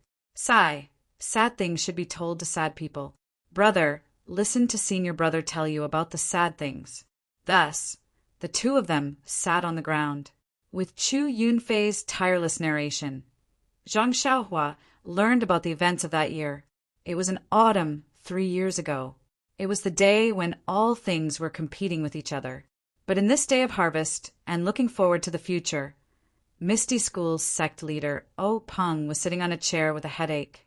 He had the urge to use his thumb to fiercely rub his temples. Ever since he subdued Shui Yuping a year ago and gave her the position of vice sect leader of Misty School, he firmly controlled the Luo Shui gang under the Misty School. The strength of the entire Misty School greatly increased. The results greatly stimulated the ambitions of the 6 Misty Tigers. They all wanted to make contributions that no one had ever made in their lifetime. However, just as O Peng finished organizing the resources of the Luo Shui gang, coordinated the water and land forces of the Misty School, and prepared to revive the immortal Tao and once again set his sights on Jianghu, he felt that it was difficult to move forward. Moreover, he had suffered an inexplicable setback. Let's first talk about the revival of the immortal Tao. Since he already knew that the heaven and earth yuan qi in this world was recovering, and at this time he also discovered Zhang Xiaohua's Big Dipper Fist, which seemed to be an inheritance of the immortal Tao, and at this time O Peng almost thought that he was the godfather of the immortal Tao. He excitedly used an extremely cheap price to exchange for the manual of the Big Dipper Fist. At that time he sent his eldest disciple, Zhang Qingyue, to impart the Big Dipper Fist to the only son of the deputy chief, Shui Tian. Although Shui Tian was only 4 years old, but he was considered to be a genius. In a short period of time he was proficient in the Big Dipper Fist, and practiced the Big Dipper Fist no less than 5 times a day. Of course, since Shui Tian was a genius, and when O Peng persuaded Shui Yuping to join the Misty School, he also promised to teach him all the divine skills of the Misty School. At this time, he naturally couldn't hide anything from Shui Tian. Everything that could be taught was picked out for Shui Tian. Shui Yuping was beaming with joy as she watched, and worked even harder for the Misty School. Shui Tian was like a sponge absorbing water, seriously absorbing the essence of the inheritance of the Misty School. Regarding the Big Dipper Fist, Shui Tian was quite knowledgeable. Although Shui Tian was only 4 years old, but he was also considered to be a genius. In a short period of time, he was proficient in the Big Dipper Fist and practiced the Big Dipper Fist no less than 5 times a day. Of course, since Shui Tian was a genius, and when O Peng persuaded Shui Yuping to join the Misty School, he also promised to teach him all the divine skills of the Misty School. At this time, he naturally couldn't hide anything from Shui Tian. Everything that could be taught was picked out for Shui Tian. Shui Yuping was all smiles as she watched, and worked even harder for the Misty School. Shui Tian was like a sponge absorbing water, seriously absorbing the essence of the inheritance of the Misty School. Ethereal steps, etc. Therefore, other than practicing 3 times a day in the morning, noon, and night, Shui Tian spent the rest of his time comprehending the ethereal steps and ethereal divine art. Although Shui Tian's progress in the latter 2 had exceeded Zhang Qingyue's and O Peng's expectations, the 2's attention was not on this. Instead, it was on the seemingly ordinary and error-filled Big Dipper magical fist technique. Shui Tian had been practicing the Big Dipper magical fist technique for more than half a year, but there was nothing abnormal about it, other than his arm strength being slightly stronger than an ordinary child's, There was nothing else that could be seen. And you want to say that Shui Tiantian did not try his best to practice the Big Dipper magical fist technique? That was not right. The Big Dipper magical fist technique was the fist technique that he had learned. After mastering it, he did not give up and practiced it 3 or even 5 times a day. If it was any other fist technique, not to mention 3 times, even 1 or several times a day would not be a small number. After all, the people of the martial arts world still emphasized on internal strength. Could it be that this arm strength was the effect of the Big Dipper magical fist technique? Thinking about how Zhang Xiaohua's arms were different from an ordinary person's, Peng sometimes could not help but come to this conclusion. Later, when the Misty School recruited young disciples again in the 2nd year, Peng specially requested Zhang Qingyue to select a group of disciples with good talent and teach them the Big Dipper magical fist technique as a compulsory fist technique. However, the results were still not very obvious. It was similar to Shui Tiantian's situation. His arm strength had increased a lot, but there were no other abnormalities. In his disappointment, Peng thought of the missing Zhang Xiaohua. If Peng had not seen the exquisite moves of the Big Dipper magical fist technique, which were different from the current fist techniques, and the entire fist technique's attack and defense, Peng would not have felt sorry for the 1,000 taels of silver he had spent. This Zhang Xiaohua actually went missing as soon as she left the Misty School. She did not even do a good job in the after-sales service. Speaking of Zhang Xiaohua's disappearance, Peng was also helpless. In fact, when Zhang Xiaohua asked for leave from the Misty School, he was not very willing. However, Zhang Xiaohua was not a disciple of the Misty School, and was also the subordinate of his own biological sister. It was not good for him to interfere. As for Zhang Xiaohu, it was just unintentional. Whether he went back or left the Misty School had nothing to do with Peng, so he naturally agreed very quickly. What Peng did not expect was that Zhang Xiaohu went back to the Misty School, but Zhang Xiaohua did not come back. What came back was the news of Zhang Xiaohua's disappearance. Peng was furious and almost wanted to slap Zhang Xiaohu to death. However, looking at Zhang Xiaohu's absent-minded and guilty face, he endured it again and again. However, he did not dare to be too loud and quickly sent a few capable disciples to inquire about the news. In fact, before Zhang Xiaohu returned to the mountain, he risked his life to inquire about Zhang Xiaohua in Shizue Mountain. After he settled Li Jinfeng's family and waited for a day in Lu Town, he still did not see any trace of Zhang Xiaohua. He felt something was wrong and did not dare to return to the Guozhuang house. Instead, he went straight to Shizue Mountain. Knowing that there was a tiger in the mountain, he still went to the mountain. His own biological brother was there, so why would he care about his own safety? At that time, he only blamed himself for not staying, but left his younger brother behind. He also blamed himself for not being able to stay for his younger brother because of his poor martial arts. But since things had turned out this way, what was the use of more self-blame? It was not until Zhang Xiaohu went to Shizue Mountain without hesitation that he found that the whole mountain was in chaos. Some people were fighting with their fists, some were fighting with their swords, and most of them were running down the mountain with small cloth bags on their backs. Zhang Xiaohua crouched on the side of the road, looking at this and that. None of them were good people, and he was surrounded by people, so he did not dare to show up casually. It was not until the sky was getting dark that he stopped an older bandit. After asking him, he knew that Shizue Mountain was not the same as it was a few days ago. Shizue Mountain no longer existed, just like a few years ago. It turned out that that night, Zhang Xiaohua was captured by Qin Shiriyue. Qin Shiriyue asked Ding Fei to carry him, and he returned to the mountain village to search carefully, but he still found nothing. In his rage, he killed many soldiers on duty and all the elites of Shizue Mountain, causing great panic. After Qin Shiriyue left, these mountain bandits swarmed to find their fort master. Unfortunately, their fort master was also killed in his own room. Then the mountain bandits were in a mess, thinking that their mountain village had provoked a martial arts master and someone was coming to seek revenge. The whole mountain village was like a group of dragons without a leader. Well, the whole front half of the dragon was gone, leaving only those with poor martial arts and undisciplined people. They did not have the awareness that the mountain village is their home.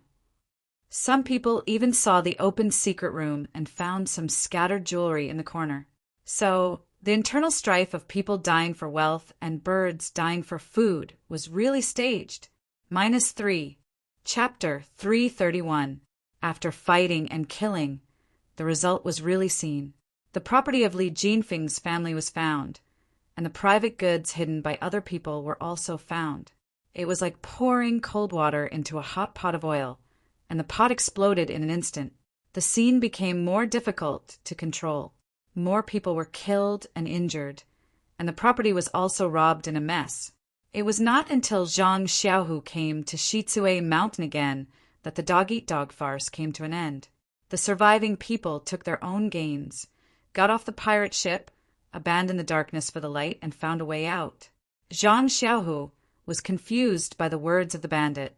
When did his brother become so powerful? Was there such a divine power? But no matter how carefully he asked, he couldn't get anything. After all, those who could survive now were extremely cunning old bandits. Moreover, the bandit himself didn't see Qin Shiyue kill people. As he said, the martial arts master killed people, like slaughtering chickens. The people on the wall of the stockade were killed before they had time to react. The rest of the people woke up and shouted loudly. When they fled, many more were killed. When the others woke up, it was already dawn. The martial arts master had already gone far away. Who could see the true face of Mount Lu? With a mind full of doubts, Zhang Xiaohu let the bandit go first. He couldn't block the bandit's way of turning over a new leaf, could he? But Zhang Xiaohu heard the lethality of the martial arts master. He was definitely not his brother, Zhang Xiaohua. But since this person was not his younger brother, then where did his younger brother go? Was he killed by the martial arts master who came to seek revenge as a bandit? Thinking of this, Zhang Xiaohua could no longer ambush on the side of the road. He jumped up and went up Shitsue Mountain along the mountain road. When Zhang Xiaohu stepped into the gate of Shitsue Mountain, there was a mess in front of him. Fortunately, the bandits in the stockade were used to disbanding. They robbed in an orderly manner and didn't set fire to the stockade. It seemed that they planned to go up the mountain again. There were only worthless corpses scattered all over the ground. Many bandits in the stockade had already run away. The rest were the old, weak, sick, and disabled puppies and kittens. No one cared that a stranger would come to the stockade. Moreover, this person only looked at each corpse carefully. They thought that this guy just came to take the wealth of the dead. They all sneered in their hearts. Why did this guy only think of it now? The corpses underground have been swept away by us countless times. How can there be any surplus wealth? Then they were busy with their own things and went crazy for the last time. There were hundreds of corpses on the ground.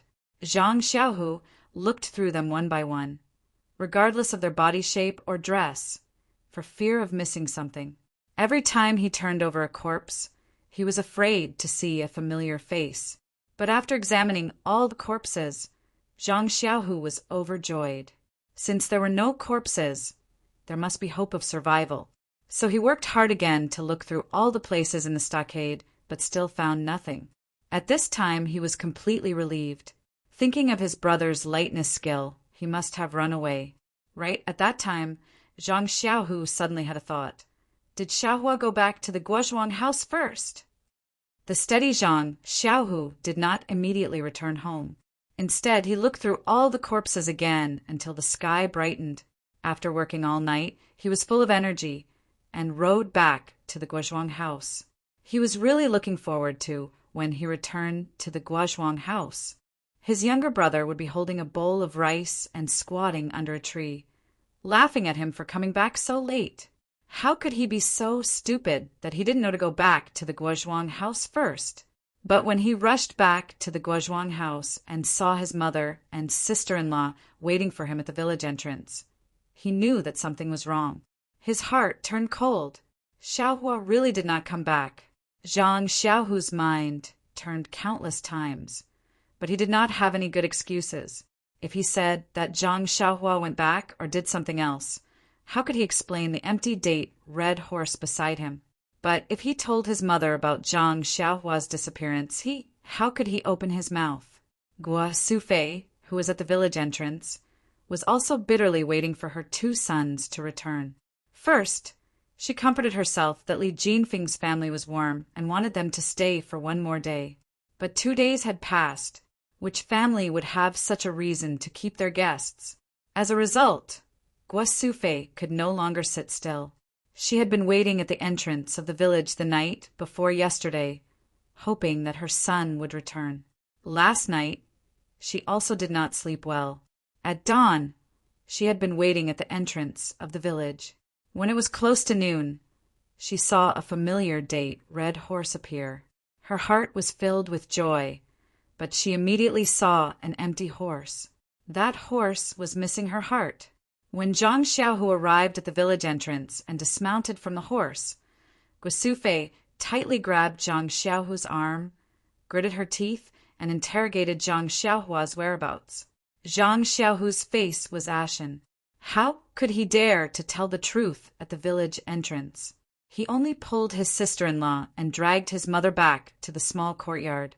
When the whole family was gathered, he told the whole story. When she heard that her own son, who was trying to save someone, had ended up missing, Guo Sufei could not help but feel sad.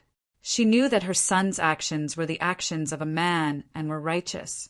But after all, the person he saved was a stranger she had never seen before, and the one who went missing was her son, who she was worried about.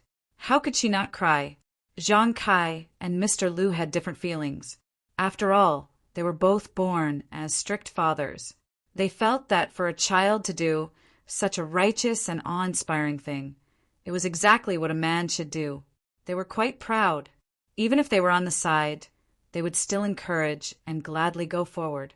Moreover, they still had not received the most serious, grievous news. And Zhang Xiaohua had acted for righteousness, so she must be loved by heaven and earth. How could she die so easily? Alas, how could they know that heaven and earth were heartless and treated all living things like straw dogs? In this world, how much righteousness could be preached and how much good intentions could be rewarded. If Zhang Xiaohua had not been coincidentally lucky, she would have been captured and taken to the Dragon God sect long ago. Who knew what her ending would be? Everyone tried to persuade Guo Sufei, but they could not ease the knot in her heart. In the end, it was Mr. Liu, who was not involved in the matter, who probed. Could we ask the Misty School to help Zhang Xiaohua? This sentence was like an epiphany, waking Zhang Xiaohu up. Yes, his abilities were limited, but he had a powerful sect behind him. With such a great resource, how could he not make full use of it? After thinking about it, Zhang Xiaohu did not have the mood to stay at home. He packed his luggage and immediately set off from the Guozhuang house. He rushed back to the Misty School in Pingyang City overnight. He also made an appointment with his family. Once there was any news, he would ask someone to inform them immediately. After Zhang Xiaohu rushed back to the Misty School, he did not know how to ask for help. He could not possibly ask sect leader O directly and say that his younger brother was missing and see if he could help look for him. Zhang Xiaohu could imagine that he would definitely be chased out by O Peng. Therefore, he could only ask his master Wen Wenhai for help. Wen Wenhai was also rather helpless. Although he was O Peng's personal disciple, he did not hold any real power in the sect. He did not have the right to mobilize the disciples of the Divine Mechanics Division. Therefore, Wen Wenhai also took the time to find an opportunity to tactfully convey this request to eldest senior brother Zhang Qingyue, hoping that Zhang Qingyue would extend a helping hand on the account that they were fellow disciples of the same sect. Zhang Qingyue naturally knew the importance of Zhang Xiaohua. When he heard this, he did not even say a second word to Wen Wenhai. He immediately rushed out of the door and hurriedly informed O Peng of this news, leaving Wen Wenhai stunned at the side.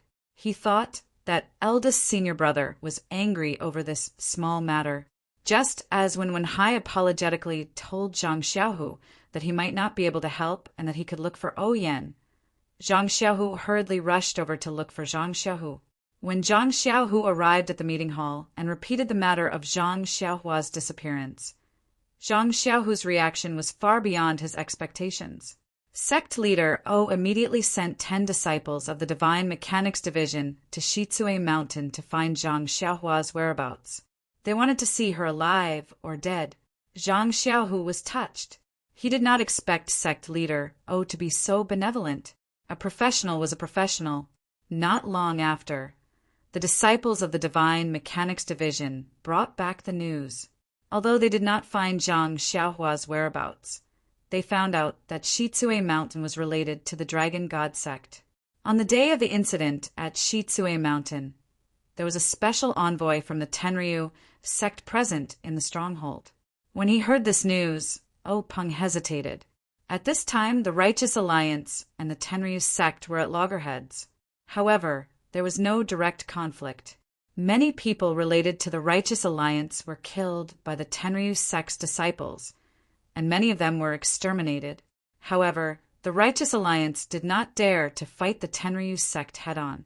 They only made solemn statements and seriously protested. Occasionally, they skirted around the edges and scratched at the weak spots of the Tenryu sect. Even the super sects of Jianghu were so docile, so how could Openg not avoid them? He sternly ordered the disciples of the Divine Mechanics Division to quickly return to the stronghold. At the same time, he ordered Zhang Chenyue to temporarily postpone the plan for the path of immortality. He was afraid that the Tenryu sect had other intentions for kidnapping Zhang Xiaohua, or that they had learned the importance of the Fist of the North Star from Zhang Xiaohua. As for Zhang Xiaohu, Openg only said that the disciples of the Divine Mechanics Division had not found any news about Zhang Xiaohua and were half-heartedly brushing him off. As for Zhang Xiaohu, he did not have any news about his younger brother. Naturally, he was unable to pass any information to the Guozhuang house. He could only hope that the 2 elders at home would be able to recover from their grief with time. Time flew by. Soon, it had been almost a year since Zhang Xiaohua went missing.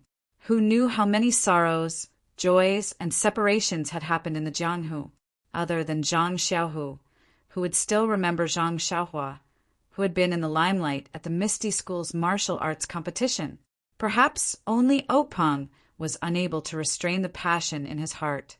When he saw that the Tenryu sect did not seem to care about the Misty School and placed his hopes on the Fist of the North Star once again, he was extremely disappointed. Only then would he remember Zhang Xiaohua, the originator of the Fist of the North Star. At this moment, Openg was not only vexed about the setback of the Path of Immortality's revival plan, but also about something else. -3. Chapter 332. In the past month, all of the ethereal sects branches, strongholds, and even escort agencies had been wiped out by an unknown force. Many of their elite disciples had gone missing, forcing sect leader O to slowly withdraw his forces to the vicinity of Pingyang City. However, the Divine Secrets Hall's disciples that he had sent out to gather information either never returned or did not receive any news at all. Left with no choice, Openg sent out the 4th of the 6 ethereal tigers, Shangguan Fenglu and the 6th Su Peihua, to lead a group of elite disciples to personally investigate the matter. With such a crisis hanging over his head like a sharp sword, how could Openg not be vexed? Who was the mastermind behind this series of events? This was a question that had always troubled Openg. Openg felt like he was scratching an itch. He knew that it was extremely itchy, but he just couldn't reach out to scratch it. He couldn't even scratch his ears and cheeks. Suddenly, a thought appeared in Openg's mind. Could it be the Dragon God sect? Could it be that after Zhang Xiaohua was captured by the Tenryu sect, he was tortured to extort a confession? Why torture him? He's just a village boy. The Tenryu sect has plenty of ways to make him talk. So, Zhang Xiaohua revealed everything about his Fist of the North Star. The Tenryu sect is a great sect with a heritage similar to the Misty School. If I can see through it myself, Tion of the Tenryu sect must also be aware of it. Could it be that the Tenryu sect is trying to cover up the revival of the immortal Tao? Or is it because they want to leave before my Misty School that they suddenly attacked my Misty School? Sigh, I shouldn't have been soft-hearted back then. Peng's eyes flashed with a hint of sternness. But after a while, there was a burst of confusion in his eyes. This is also not right. Even if Sakura knows the secret of the Big Dipper magical fist, whether or not this Big Dipper magical fist is actually the big, heavenly cycle of Star's fist is still two different things. He didn't settle the matter first and cultivate his own immortal Tao disciple. Besides, the Tenryu sect strength is comparable to the combined strength of the three super sections. They have always been restrained by the three super sections. If they were to harm my Misty School, the other three sects would definitely react. Why is there no news at all? Could it be? Peng's heart, which had been tempered to be strong, suddenly jumped. He instantly thought of another possibility, unless, right at this moment, someone rushed into the assembly hall in a hurry. Peng was startled. He looked up and saw that it was his eldest disciple, Zhang Chengyue. Peng frowned slightly. Zhang Chengyue's face was pale, and he was very flustered.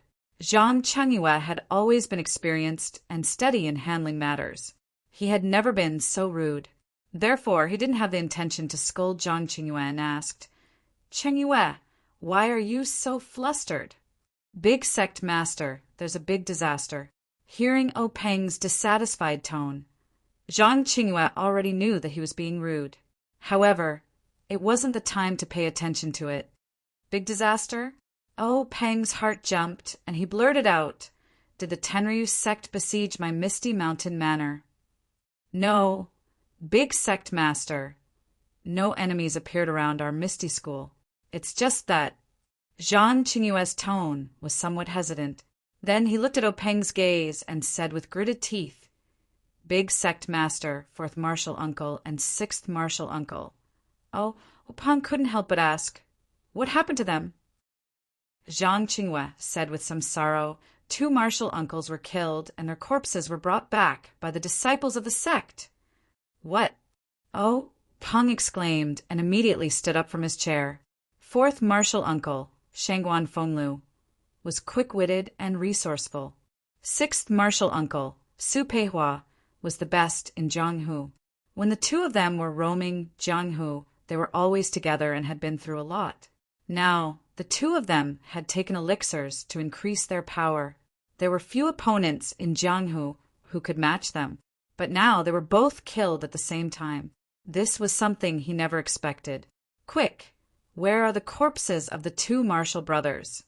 "Reporting to Big Sect Master, it's in the square in front of the conference hall." This disciple doesn't dare to act rashly. Hearing this, Peng stomped his right foot and his body floated up. He flew like a gust of wind to the entrance of the conference hall. His figure was 70% similar to Zhang Xiaohua's. From the chair to the door, Peng's feet basically didn't have any place to touch the ground. It was also very similar to Zhang Xiaohua's levitation technique. The square in front of the conference hall was still empty. There was only a broken carriage parked there alone. Beside it, there were a few dejected and injured disciples. Peng jumped down from the high platform. When the disciples saw him, they immediately saluted. Peng didn't even look at them. He walked to the front of the carriage and lifted the mat on the carriage with a trembling hand. Seeing the familiar, lifeless face under the mat, Peng's heart couldn't help but ache and almost shed tears. This was the person he had grown up with, practiced martial arts with, and roamed the Jianghu with. They weren't blood brothers, but they were better than blood brothers.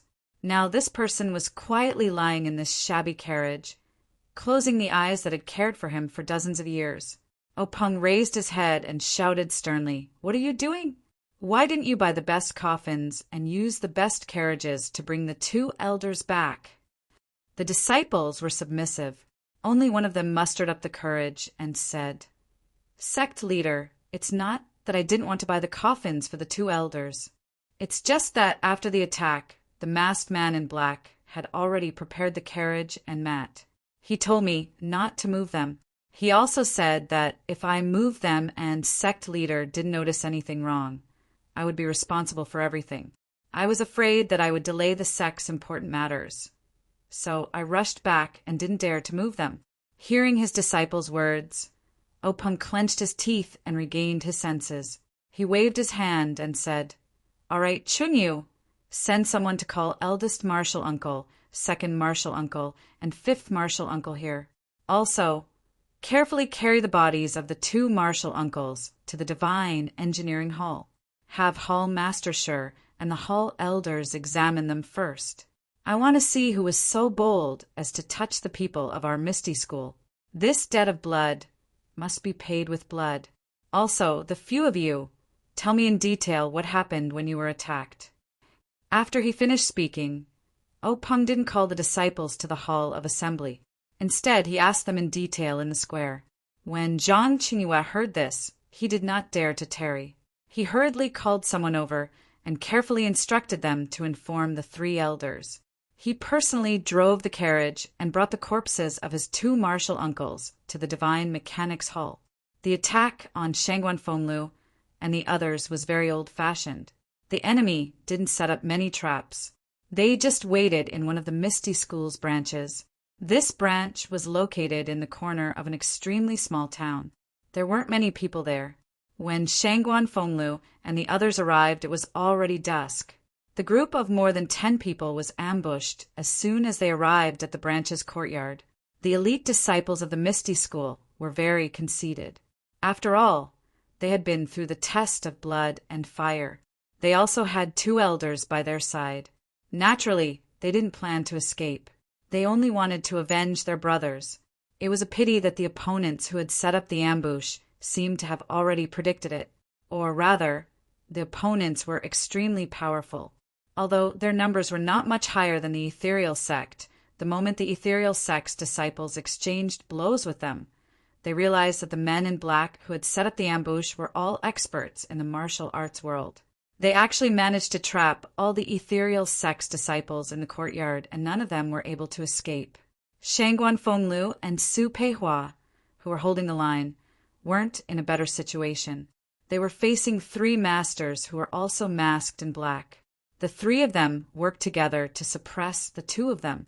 However, the 2 elders of the Misty School had taken the authentic strength-enhancing panacea, so they had more internal energy than their opponents. Even with Shangguan Fengliu's lightness skill, it was very likely that he could escape. However, if he ran away, Su Peihua, who was left behind, would die. Therefore, Shangguan Fenglu could only fight side by side with Su Peihua, hoping that they could fight their way out. Although the battle was divided into 2 groups, it was equally fierce and bloody. By the time night fell, the disciples of the Misty School had been completely annihilated. Only a few who were waiting to be used were left with their acupoints sealed. Shangguan Fenglu and Su Peihua were also seriously injured. They were barely holding on. At this moment, a yellow-faced old man who hadn't been seen before floated over. Seeing the situation, he was very surprised. "What's wrong? These 2 people are so difficult to deal with. Why haven't they succeeded yet?" Shangguan Fenglu and Su Peihua were shocked when they saw this person. Just as they were about to call out his name, the yellow-faced old man came in and hit their chests with his palm. In an instant, the 2 of them spat out blood and fell to the ground, dead before they could even say a word. The yellow-faced old man looked around and said proudly, "Act according to the original plan. Get someone to bring these 2 bodies back to the Misty School." Then he floated away. When the injured disciple finished telling the whole story of the attack, Openg's frown deepened. These disciples' kung fu was weak. They were the ones who were supposed to contact and guide the disciples. When they were attacked, they could only take care of themselves. How could they have the time to observe and collect other information? Moreover, when their acupoints were sealed, they only heard a few words and knew that a master of the masters had arrived and killed the 2 elders in one move. How could they know who this master was? At this moment, another disciple whispered, "Grand Gang leader, this disciple secretly saw something." "Tell me quickly," Oh, Peng said anxiously. Among the 3 people who besieged the elders, one of them was wearing a felt hat. It was very strange, so I took a few more glances at him. Moreover, when they let us go, I took another glance at that person. At this time his felt hat was gone. I reckon that the 2 elders had taken it away, but he was bald. The Dahlin Temple. Oh, Peng called out the name of the sect. If there was a sect that had the strength to wipe out so many elite disciples of the Misty School, and even 2 elders, then the Dahlin Temple should be one of them. If there was a recent grudge with the Misty School, then the Dahlin Temple should be at the top of the list. -3.